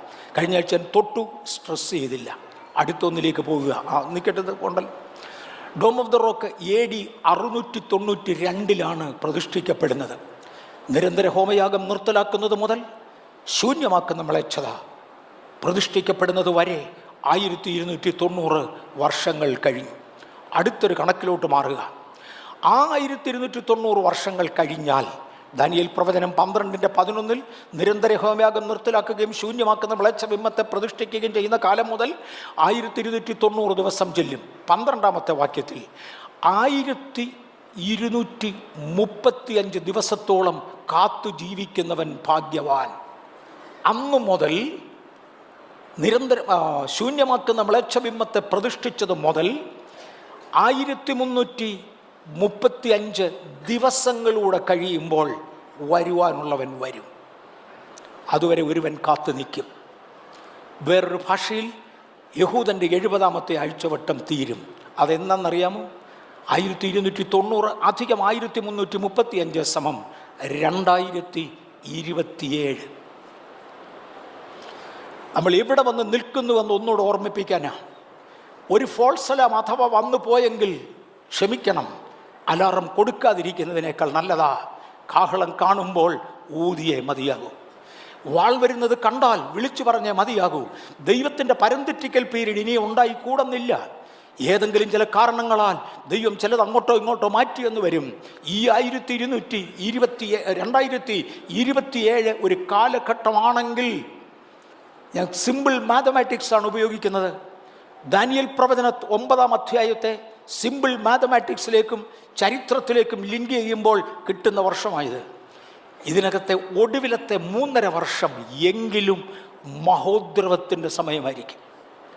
മഹോദ്രവം 7 വർഷമാണ് എങ്കിൽ 2020 തുടങ്ങേണ്ടതാ. 2020 തുടങ്ങേണ്ടതായിരുന്നു. അജണ്ട 2020 വന്നതാ. ദൈവത്തിൻ്റെ പ്രത്യേക കാലക്കണക്കിൽ ഒരൊറ്റ കൊറോണ അയച്ച് ദൈവം അതിനെ പോസ്റ്റ്പോൺ ചെയ്തതാ. അല്ലെങ്കിൽ ഇത് നടക്കത്തില്ലായിരുന്നു. ഒരു കൊറോണ വന്നതാണ് ഇത് മാറിയത്. 2027 അല്ലെങ്കിൽ തീർന്നേനെ. ദൈവത്തിന് പരംതെറ്റിക്കൽ പീരീഡ്സ് ഉണ്ട്. ഒടുവിലത്തെ 7 വർഷം മഹോദ്രവകാലമാണ്. അതിനകത്തെ 3.5 വർഷം അതികഠിന പീഡയുടെ കാലമാണ്. ഞാൻ അങ്ങോട്ട് വരാം. അതികഠിന പീഡയുടെ കാലമാണ്. അങ്ങനെയാണെങ്കിൽ 2027 നിന്ന് അതികഠിന പീഡയുടെ കാലമായ 3.5 വർഷം മാറ്റിയാൽ ഞാൻ ഇന്ന് നിൽക്കുന്ന 2024 അതിഭയങ്കരമാണ്. നേരത്തെ തന്നെ ഞാൻ പറഞ്ഞു, ദൈവിക ഘടികാരത്തിൽ പലതും സംഭവിക്കേണ്ട സമയമാണ്. കർത്താവെ, തൃക്കരുണ കൊണ്ട് ഓരോ പരംതെറ്റിക്കൽ പീരീഡ് അനുവദിച്ച് ഞങ്ങൾക്ക് അവിടെയും ഇവിടെ നിക്കപ്പുറതി തന്നതിനായി നന്ദി എന്ന് പറയാം. ഈ പദമാണ് കഴിഞ്ഞ ആഴ്ച ഞാൻ പറയാം വിട്ടുപോയത്, അല്ലെങ്കിൽ സ്ട്രെസ് ചെയ്യാൻ വിട്ടുപോയത്. 2ാമത്തെ കണക്കിലോട്ട് പോകുകയാണ്. ഓക്കെ, അത് ഇംഗ്ലീഷിൽ തന്നെ പറഞ്ഞു. 1335 ദിവസത്തോളം കാത്ത് ജീവിക്കുന്നവൻ ഭാഗ്യവാൻ, അതുവരെ ചൊവ്വെ ജീവിക്കുന്നവർ ഭാഗ്യവാന്മാർ എന്ന് തിരുവചനം പറയുന്നു. ഇനിയും 90-ാമത്തെ സങ്കീർത്തനത്തിൽ ഞങ്ങളുടെ ആയുഷ്കാലം 70 സംവത്സരം. അവിടെ മോശ ഇസ്രയേലിനായി നിന്നുകൊണ്ട് പറയുക. മോശ ഇസ്രയേലിൻ്റെ പ്രമാണിയായി നിന്നുകൊണ്ട് പറയുന്നതാ. തൻ്റെ മൂത്ത സഹോദരൻ അഹരോൻ്റെ കാലശേഷം മോശ ഒറ്റയ്ക്ക് ഉത്തരവാദിത്വം ഏറ്റെടുത്തുകൊണ്ട്, അതുവരെ അഹരോനെ ഉൾപ്പെടെ ഏൽപ്പിച്ചത്, മോശ ഒറ്റയ്ക്ക് ഉത്തരവാദിത്വം ഏറ്റെടുത്തുകൊണ്ട് പറയുകയാണ്, ഞങ്ങളുടെ ആയുഷ്കാലം 70 സംവത്സരം, ഏറെയായാൽ 80 സംവത്സരം. അതിൻ്റെ പ്രതാപം പ്രയാസവും ദുഃഖവും അത്രേ. അത് വേഗം തീരുകയും ഞങ്ങൾ പറന്നു പോവുകയും ചെയ്യും. ഞങ്ങൾ എന്ന് പറയുന്നത് യഹൂദനെ കുറിച്ചാണ്. 1948 യഹൂദൻ രാജ്യമായി യഥാസ്ഥാപിക്കപ്പെട്ടു. അവൻ്റെ ഒടുവിലത്തെ 70ാമത്തെ ആഴ്ചവട്ടം തുടങ്ങി. ആ 70ാമത്തെ ആഴ്ചവട്ടം തുടങ്ങിയാൽ 70 വർഷമാണ് വെച്ചിരിക്കുന്നത്. ഞങ്ങളുടെ ആയുസ് ഇനി എത്ര ഉണ്ട്? 70 വർഷം. ഏറെയായാൽ 80. ഇത് തീരുമ്പോൾ ഞങ്ങൾ പറക്കും. 1948 80 ചേർക്കാമെങ്കിൽ 2028 എന്ന് കിട്ടും. ഒടുവിലത്തെ 3.5 വർഷം മാറ്റിക്കോ. ഇത് കഴിയുമ്പോൾ ഞങ്ങൾ പറക്കും. പരംതെറ്റിക്കൽ പീരീഡ് വരാം, അതില്ലെന്നല്ല ഞാൻ പറഞ്ഞത്. ദൈവത്തിൻ്റെ കാലഘട്ടങ്ങളിൽ പ്രത്യേക കരുണയിൽ ദൈവം അവിടെയും ഇവിടെയും ഒക്കെ സമയം അനുവദിക്കും. ഇല്ലെങ്കിൽ നാം നിൽക്കുന്ന പീരീഡ് എന്താണെന്ന് ഓർമ്മിപ്പിക്കാനാ ഞാൻ ഈ നിൽക്കുന്നത്. ദൈവം ഇത്രയും കണക്ക് കൂട്ടാൻ സാഹചര്യം തന്നതിൽ, കഴിവല്ല, 4ാം ക്ലാസ് പഠിച്ചവർക്കെല്ലാം അറിയാം, സാഹചര്യങ്ങൾ തന്നതിനാൽ ഞാൻ ദൈവത്തെ സ്തുതിക്കുന്നു. The days R counted. നാം ഈ ഭൂമിയിൽ എത്ര നാളുണ്ട് എന്നറിഞ്ഞുകൂടാ. പ്രാർത്ഥനകൾ പഴയതുപോലെ ഫലിക്കാത്ത, കൃപായുഗത്തിൻ്റെ അന്തിമ ദിവസങ്ങളിലെത്തുന്ന, അശുദ്ധ ശക്തികളെ ഓരോന്നോരോന്ന് അഴിച്ചുവിടുന്ന, ദുഷ്ടതയ്ക്ക് പ്രാധാന്യം വർദ്ധിച്ചു വരുന്ന ഒരു കാലത്താണ് ഞാനും നിങ്ങൾ വന്നത്. നമ്മളിൽ സകലർക്കും അറിയാം. എബ്രായ ലേഖനം 10-ാം അധ്യായത്തിന് 37. ഇനി എത്രയും അല്പകാലം കഴിഞ്ഞ്, ഇത് ഇംഗ്ലീഷിലും മലയാളത്തിലും എല്ലാം ഇവിടെ തന്നെ ഉണ്ട്. ഇനി എത്രയും അല്പകാലം കഴിഞ്ഞ് വരുവാനുള്ളവൻ വരും, താമസിക്കയില്ല. കർത്താവായ യേശു മത്തായിയുടെ സുവിശേഷം 25-ാം അധ്യായത്തിൽ പറഞ്ഞു, അവർ വാങ്ങുവാൻ പോയപ്പോഴേക്കും, വരുന്ന ഉപവാസ പ്രാർത്ഥനയ്ക്ക് വാങ്ങിക്കണം, അടുത്ത പ്രാർത്ഥനയ്ക്ക് പ്രാപിക്കണം എന്നൊക്കെ പറയുന്ന പലരുമുണ്ട്. അവർ വാങ്ങുവാൻ പോയ സമയം മണവാളൻ വന്നു. ഒരുങ്ങിയിരുന്നവർ അവനോടുകൂടെ മണിയറയിൽ സദ്യയ്ക്ക് ചെന്നു. വാതിൽ അടയ്ക്കുകയും ചെയ്തു. വാതിലടയ്ക്കുന്നതിന് മുന്നമേ കൃപയുടെ യുഗം തുറന്നിരിക്കുമ്പോൾ അതിനകത്ത് പൂർണ്ണ ആത്മാവോടെ കയറുവാൻ.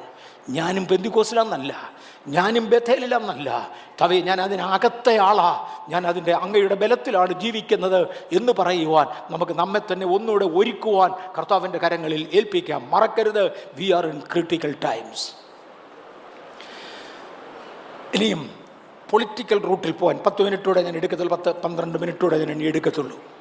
പൊളിറ്റിക്കൽ ഹിസ്റ്ററിക്കൽ ലാംഗ്വേജിൽ പോകാൻ വേണ്ടി ദൈവം ആദ്യത്തിൽ ഒരു ബിംബത്തെ കാണിച്ചു. ഇത് ജാതികളുടെ കാലമാണ് എന്ന് നമ്മൾ പല പ്രാവശ്യം പറഞ്ഞു. ജാതികളുടെ ഒന്നാമത്തെ ചക്രവർത്തിയായി, രാജാവായി ദൈവം നിമ്രോദിനെ അനുവദിച്ചു. അന്ന് നിമ്രോദ് ഏകന. ഇതൊരു വേറെ രാഷ്ട്രീയത്തിൽ ഞാൻ കയറുക, ഓൾ ടുഗദർ വ്യത്യസ്തമായ ഒരു ആശയം. ഞങ്ങളുടെ വീട്ടിൽ സാധാരണഗതിയിൽ ഞാൻ വീട്ടിലുള്ളപ്പം ഒരു റെക്കോർഡ് വെക്കാൻ ഞാൻ സമ്മതിക്കാറില്ല. കാര്യം എന്നോട് പരിശുദ്ധാത്മാവ് ഇടപെടുന്ന വേറൊരു ലൈനുണ്ട്. എനിക്ക് പാട്ട് കേൾക്കുന്ന ലൈനിൽ നിന്നാൽ ആകത്തില്ല. എന്നോട് ദൈവം ഇടപെടുന്ന ഒരു ലൈനുണ്ട്. ഒരു ആവറേജ് മെസ്സേജിൽ ഞാൻ ഒരിക്കലും തൃപ്തനല്ല. കാര്യം ദൈവം എന്നോട് ഇടപെടുന്ന ഒരു ലൈനുണ്ട്. എനിക്ക് ആ ലൈൻ കേട്ടേ പറ്റൂ, ആ സന്ദേശം കൊടുത്തേ പറ്റത്തുള്ളൂ. ഞാൻ പെട്ടെന്ന് ബില്ലി ഗ്രഹാം പറഞ്ഞ ഒരു കഥ എൻ്റെ ഓർമ്മയുണ്ട്. ബില്ലി ഗ്രഹാമിൻ്റെ ക്രൂസൈഡിൽ ആംസ്റ്റർഡാം 86 ബില്ലി കിം പറഞ്ഞ ഒരു കഥയാണ്. ബില്ലി ഗ്രഹാമിൻ്റെ ക്രൂസൈഡിൽ ആംസ്റ്റർഡാം 86 ബില്ലി കിം എന്നൊരു പ്രധാന പ്രസംഗകൻ കൊറിയുന്നുണ്ടായിരുന്നു. അദ്ദേഹം പറഞ്ഞ ഒരു കഥയുണ്ട്. രണ്ടാം ലോകമഹായുദ്ധത്തിൻ്റെ അന്ത്യത്തിൽ വിൻസ്റ്റൺ ചർച്ചിലാണെന്ന് തോന്നുന്നു, ഞാൻ കറക്റ്റ് പേര് ഓർക്കുന്നില്ല, അദ്ദേഹം കറക്റ്റ് പറഞ്ഞതാ, അന്നത്തെ ബ്രിട്ടൻ്റെ പ്രധാനമന്ത്രി രാജ്യത്തോട് ഒരു സന്ദേശം അറിയിക്കാനുണ്ടെന്ന് പറഞ്ഞു. അല്ല, മുഴുവൻ ലോകത്തോടൊരു സന്ദേശം അറിയിക്കാനുണ്ട്.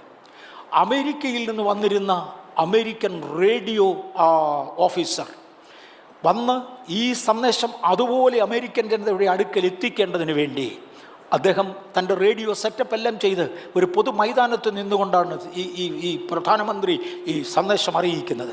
അതുകൊണ്ട് മൈതാനത്തൊരു ടെമ്പററി സെറ്റപ്പ് ഉണ്ടാക്കി റേഡിയോയുടെ ട്രാൻസ്മിറ്റേഴ്സ് എല്ലാം റെഡിയാക്കി വെച്ചു. പക്ഷേ ഒരു ടെക്നീഷ്യൻ അതുവഴി നടക്കുമ്പോൾ, സുനിൽ ഓർക്കുന്നുണ്ടാവുക ചരിത്രം, ആരായിരുന്നു? വിൻസ്റ്റൺ ചർച്ചിൽ തന്നെയാണ്.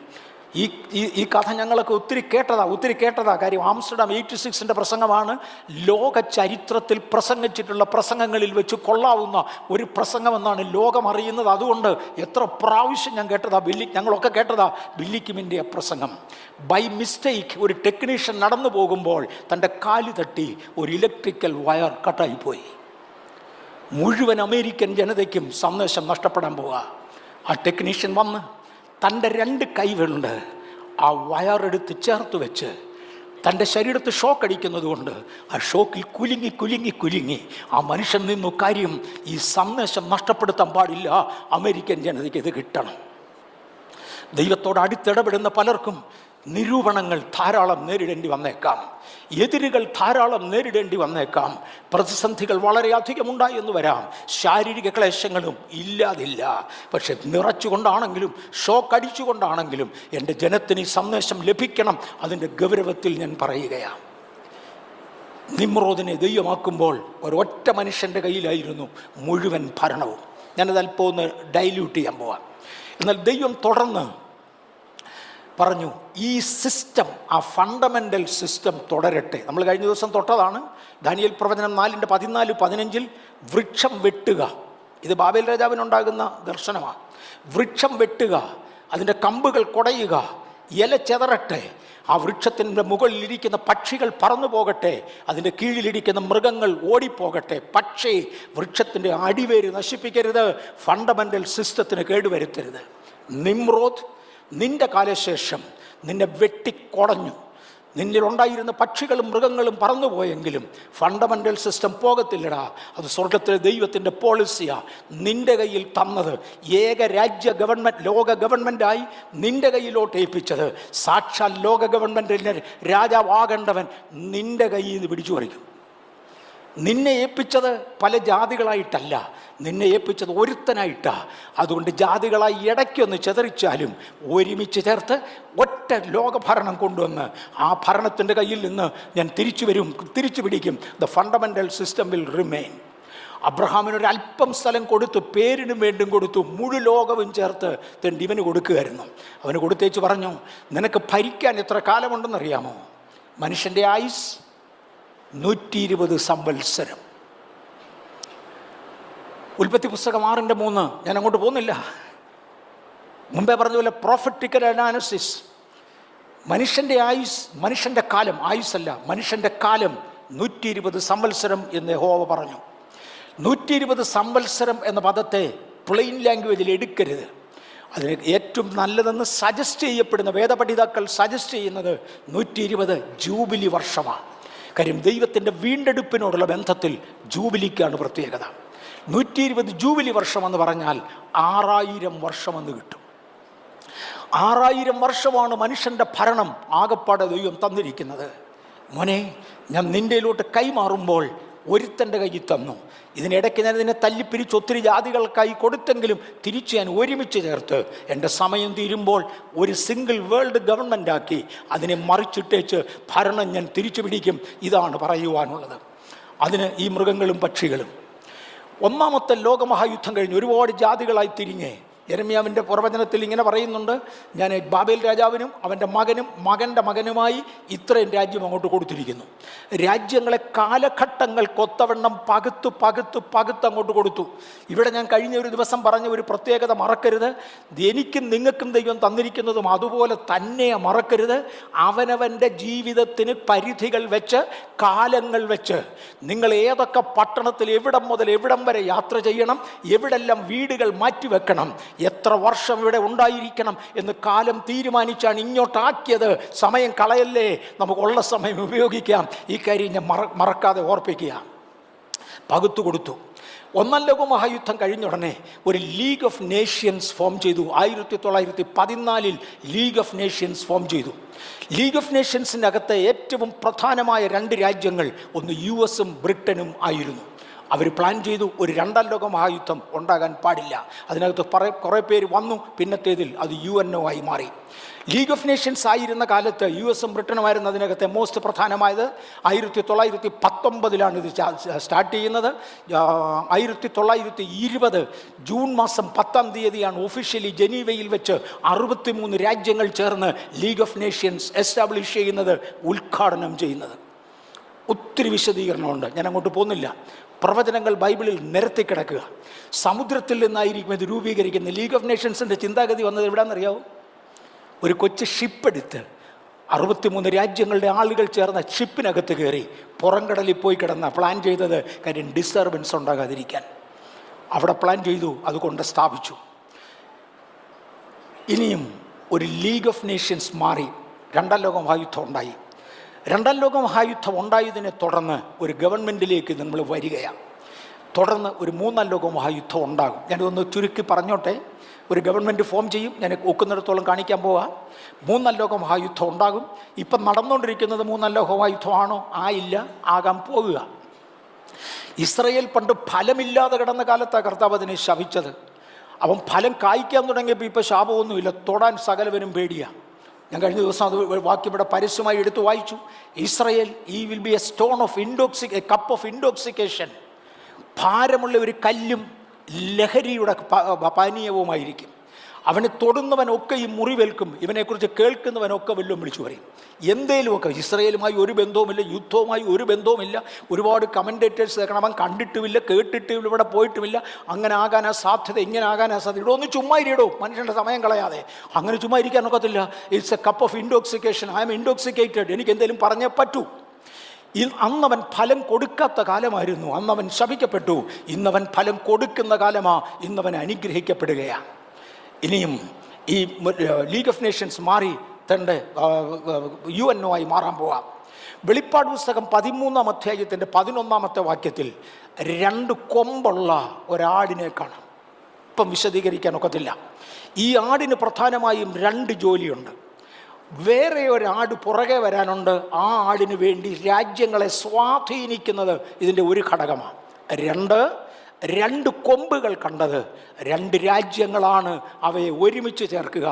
ലോകത്തിൽ അന്നും ഇന്നുവരെ അന്ന് നിലനിൽക്കുന്ന ഏറ്റവും പ്രധാനപ്പെട്ട 2 രാജ്യങ്ങൾ, ലീഗ് ഓഫ് നേഷൻസിൻ്റെ ഫോർമേഷനിലും ലീഗ് ഓഫ് നേഷൻ്റെ തകർച്ചയിലും ഉയർന്നു നിൽക്കുന്ന 2 രാജ്യങ്ങൾ, ഒന്ന് അമേരിക്കയും മറ്റേത് ബ്രിട്ടനുമാണ്.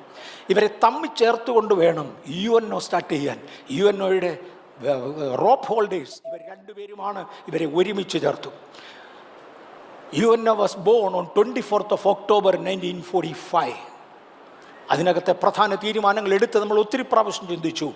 ആകാശത്ത് ബ്ലഡ് മൂൺ കത്തി നിൽക്കുമ്പോൾ 2015 സെപ്റ്റംബർ മാസം 25-ാം തീയതി അജണ്ട 2030-യും 2020-യും ഒക്കെ അവരുണ്ടാക്കി. അത് കഴിഞ്ഞാണ് ഫ്യൂച്ചർ കോൺഫറൻസ് എന്നറിയപ്പെടുന്ന ഈ 2024 കോൺഫറൻസ് നടക്കുന്നത്. ആ 2024 കോൺഫറൻസിൻ്റെ ഏറ്റവും പ്രധാന ചിന്തകളിൽ ഒന്ന് അജണ്ട 2030 2030 രംഗത്ത് കൊണ്ടുവരിക. അജണ്ട 2030 രംഗത്ത് കൊണ്ടുവരിക. ഞാനങ്ങ് മാറിക്കോട്ടെ. ഒരുപാട് പീസ് ട്രീറ്റുകൾ ഉണ്ടാക്കും. UN സെക്രട്ടറിക്കൊക്കെ ഒരുപാട് കാര്യങ്ങൾ പറയുവാനുണ്ട്. എന്നാൽ ദാനിയേൽ പ്രവചനം പറയുന്നത് പിന്നെ വരുവാനിരിക്കുന്ന ജനത്തിൻ്റെ പ്രഭു, പിന്നെ വരുവാനിരിക്കുന്ന ഏത് കഴിഞ്ഞ പിന്നെ യഹൂദൻ്റെ 70-ാം ആഴ്ചവട്ടം തുടങ്ങിയാൽ യേശുവിൻ്റെ കാൽവറി മരണം കഴിഞ്ഞു. 69 ആഴ്ചവട്ടം തീർന്നു. യേശുവിൻ്റെ കാൽവറി മരണത്തിൻ്റെ ഉള്ള സഭയുടെ കാലഘട്ടം കഴിഞ്ഞാൽ പിന്നെ വരുവാനുള്ള പ്രഭു. അന്ന് 3-ാം ലോകമഹായുദ്ധത്തിൽ, ഞാൻ വേഗത്തിൽ ചുരുക്കി പറയുക, 3-ാം ലോകമഹായുദ്ധത്തിൽ ഇനി എവിടെയെങ്കിലും ഒരു വിടുതലില്ലാതെ മാർഗമില്ല എന്ന് എല്ലാവരും ഒരുപോലെ നിലവിളിക്കുമ്പോൾ ഒരു ലോകപ്രഭു മുന്നോട്ട് വരും. ഒരു ലോകപ്രഭു മുന്നോട്ട് വന്നുകൊണ്ട് സമാധാനമുണ്ടാക്കാം എന്ന് പറയുകയും മുഴു ലോകവും UNOയുടെ നേതൃത്വത്തിൽ എന്ന് ഞാൻ വിശ്വസിക്കുന്നു. വേദപുസ്തകത്തിൽ UNO എന്ന് പറയാൻ ഒരു തെളിവുമില്ല. പക്ഷെ ഒരുപാട് തെളിവുകൾ എനിക്ക് ഹാജരാക്കാനുണ്ട്, സൂചനകൾ എനിക്ക് ഹാജരാക്കാനുണ്ട്. അവരൊരുമിച്ച് വന്ന ശേഷം പറയും നമുക്ക് ഒരു ലോകപ്രഭുവിനെ വേണം. ആ പ്രഭു ആരായിരിക്കും? യുദ്ധങ്ങൾ നിർത്താൻ കഴിയുന്നവനായിരിക്കണം. യുദ്ധങ്ങൾ കൊണ്ടുപോകുവാൻ കഴിയുന്ന ഒരു പ്രഭുവിനെ ആക്കണം. അവൻ ഇസ്രയേലുമായി ഒരു സമാധാന ഉടമ്പടിയിൽ ഒപ്പുവെക്കണം. ലോകമെല്ലാം കൂടെ ചേർന്നൊരു ഒറ്റ മതമായി ദൈവത്തെ ആരാധിക്കേണ്ടതിന് വേണ്ടി ഒരു ഉടമ്പടി ഉണ്ടാക്കുകയും ആ കരാറിൽ ഒപ്പുവെപ്പിക്കുകയും വേണം. അതിന് കഴിവുള്ള ഒരു പ്രഭു രംഗപ്രവേശനം ചെയ്യും. ഈ ദിവസങ്ങളിൽ രംഗത്ത് വരും. അദ്ദേഹം വന്നു കഴിഞ്ഞാൽ പല കാര്യങ്ങളുണ്ട്. 2024 ഭയങ്കരമാണ്. അത് വന്നു കഴിഞ്ഞാൽ അവൻ എല്ലാവരോടും സമാധാന നിയമം ചെയ്യുകയും 3.5 വർഷം കഴിയുമ്പോൾ ആ സമാധാന ഉടമ്പടി ലംഘിക്കുകയും അതിനെ തുടർന്ന് അന്തിമമായ യുദ്ധത്തിലേക്ക് ജനം മാറ്റപ്പെടുകയും ചെയ്യും.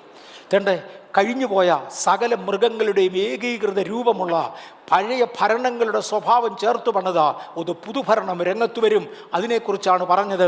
7 കൊമ്പും 10 തലയും 7 തലയും 10 കൊമ്പുമുള്ള ഒരു മൃഗം മുന്നോട്ട് വരും. വെളിപ്പാട് പുസ്തകം 13:2 അതിൽ സിംഹത്തിൻ്റെ ലക്ഷണവും കരടിയുടെ ലക്ഷണവും പുള്ളിപ്പുലിയുടെ ലക്ഷണവുമുണ്ട്. ഇതൊക്കെയായിരുന്നു പണ്ട് ഭരിച്ചിരുന്നവർ, മറക്കണ്ട. ആ ലക്ഷണങ്ങളെല്ലാം ഉള്ളത് പുറത്തു വരും.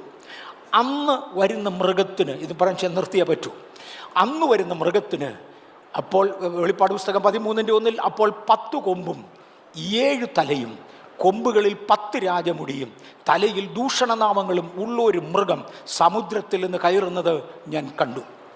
സമുദ്രമെന്ന് പറയുന്നത് ജനസമൂഹത്തെ കുറിക്കുന്നതാണ്, ലോകജാതികളെ കുറിക്കുന്നതാണ്. ഈ വരുവാൻ പോകുന്ന മൃഗത്തിന് 10 കൊമ്പുണ്ടായിരിക്കണം.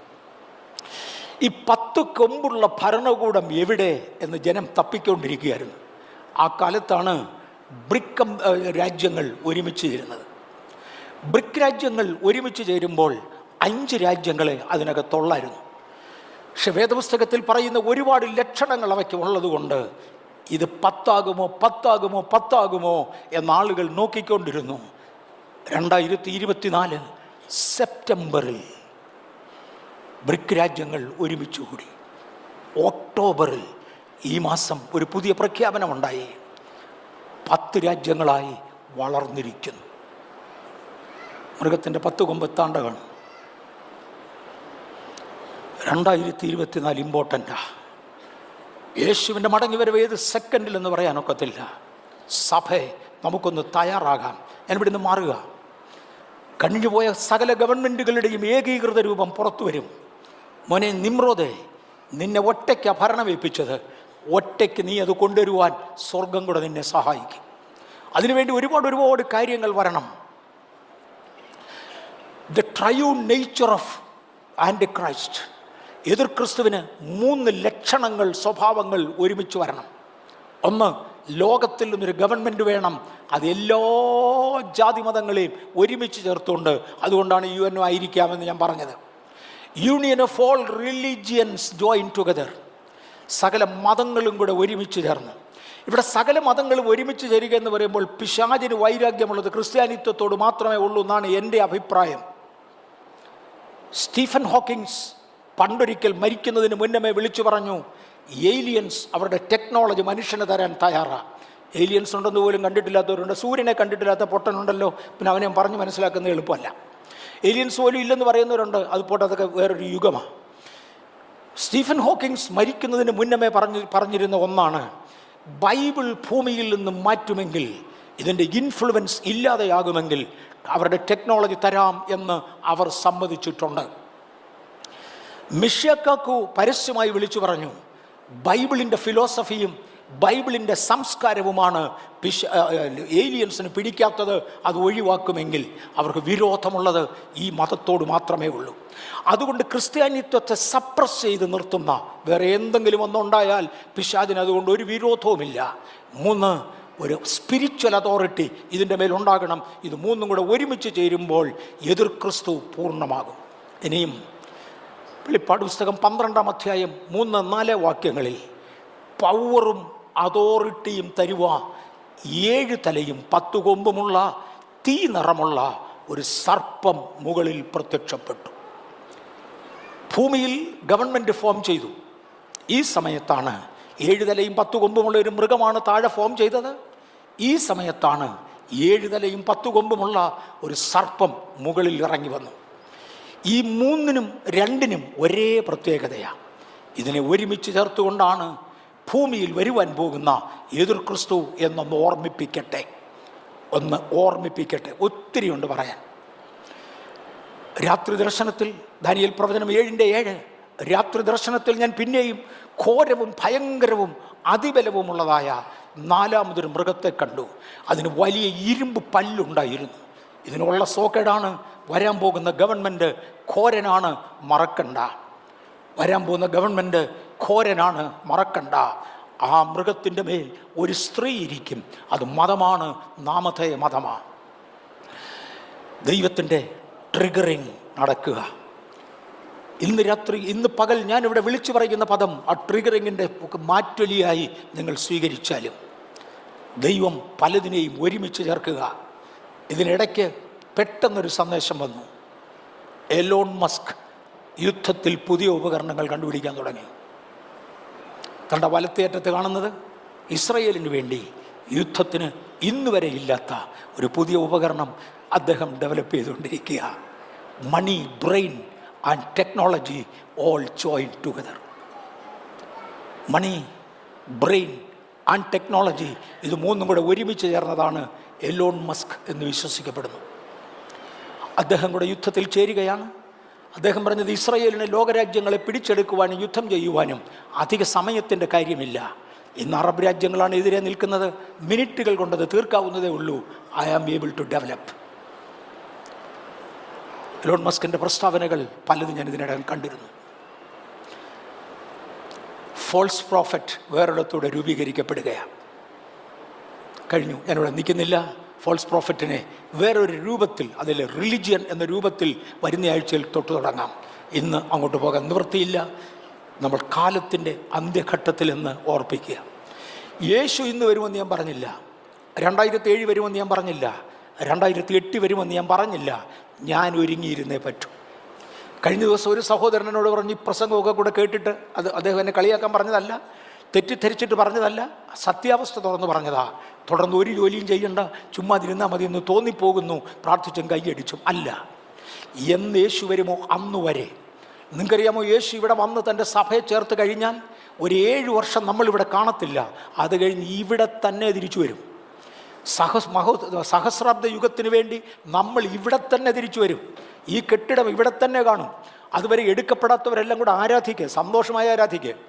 ഞങ്ങൾ പോകും, എടുക്കപ്പെടുന്നവർ പോകും, ബാക്കിയുള്ളവർക്ക് ഇവിടെ കാണാം.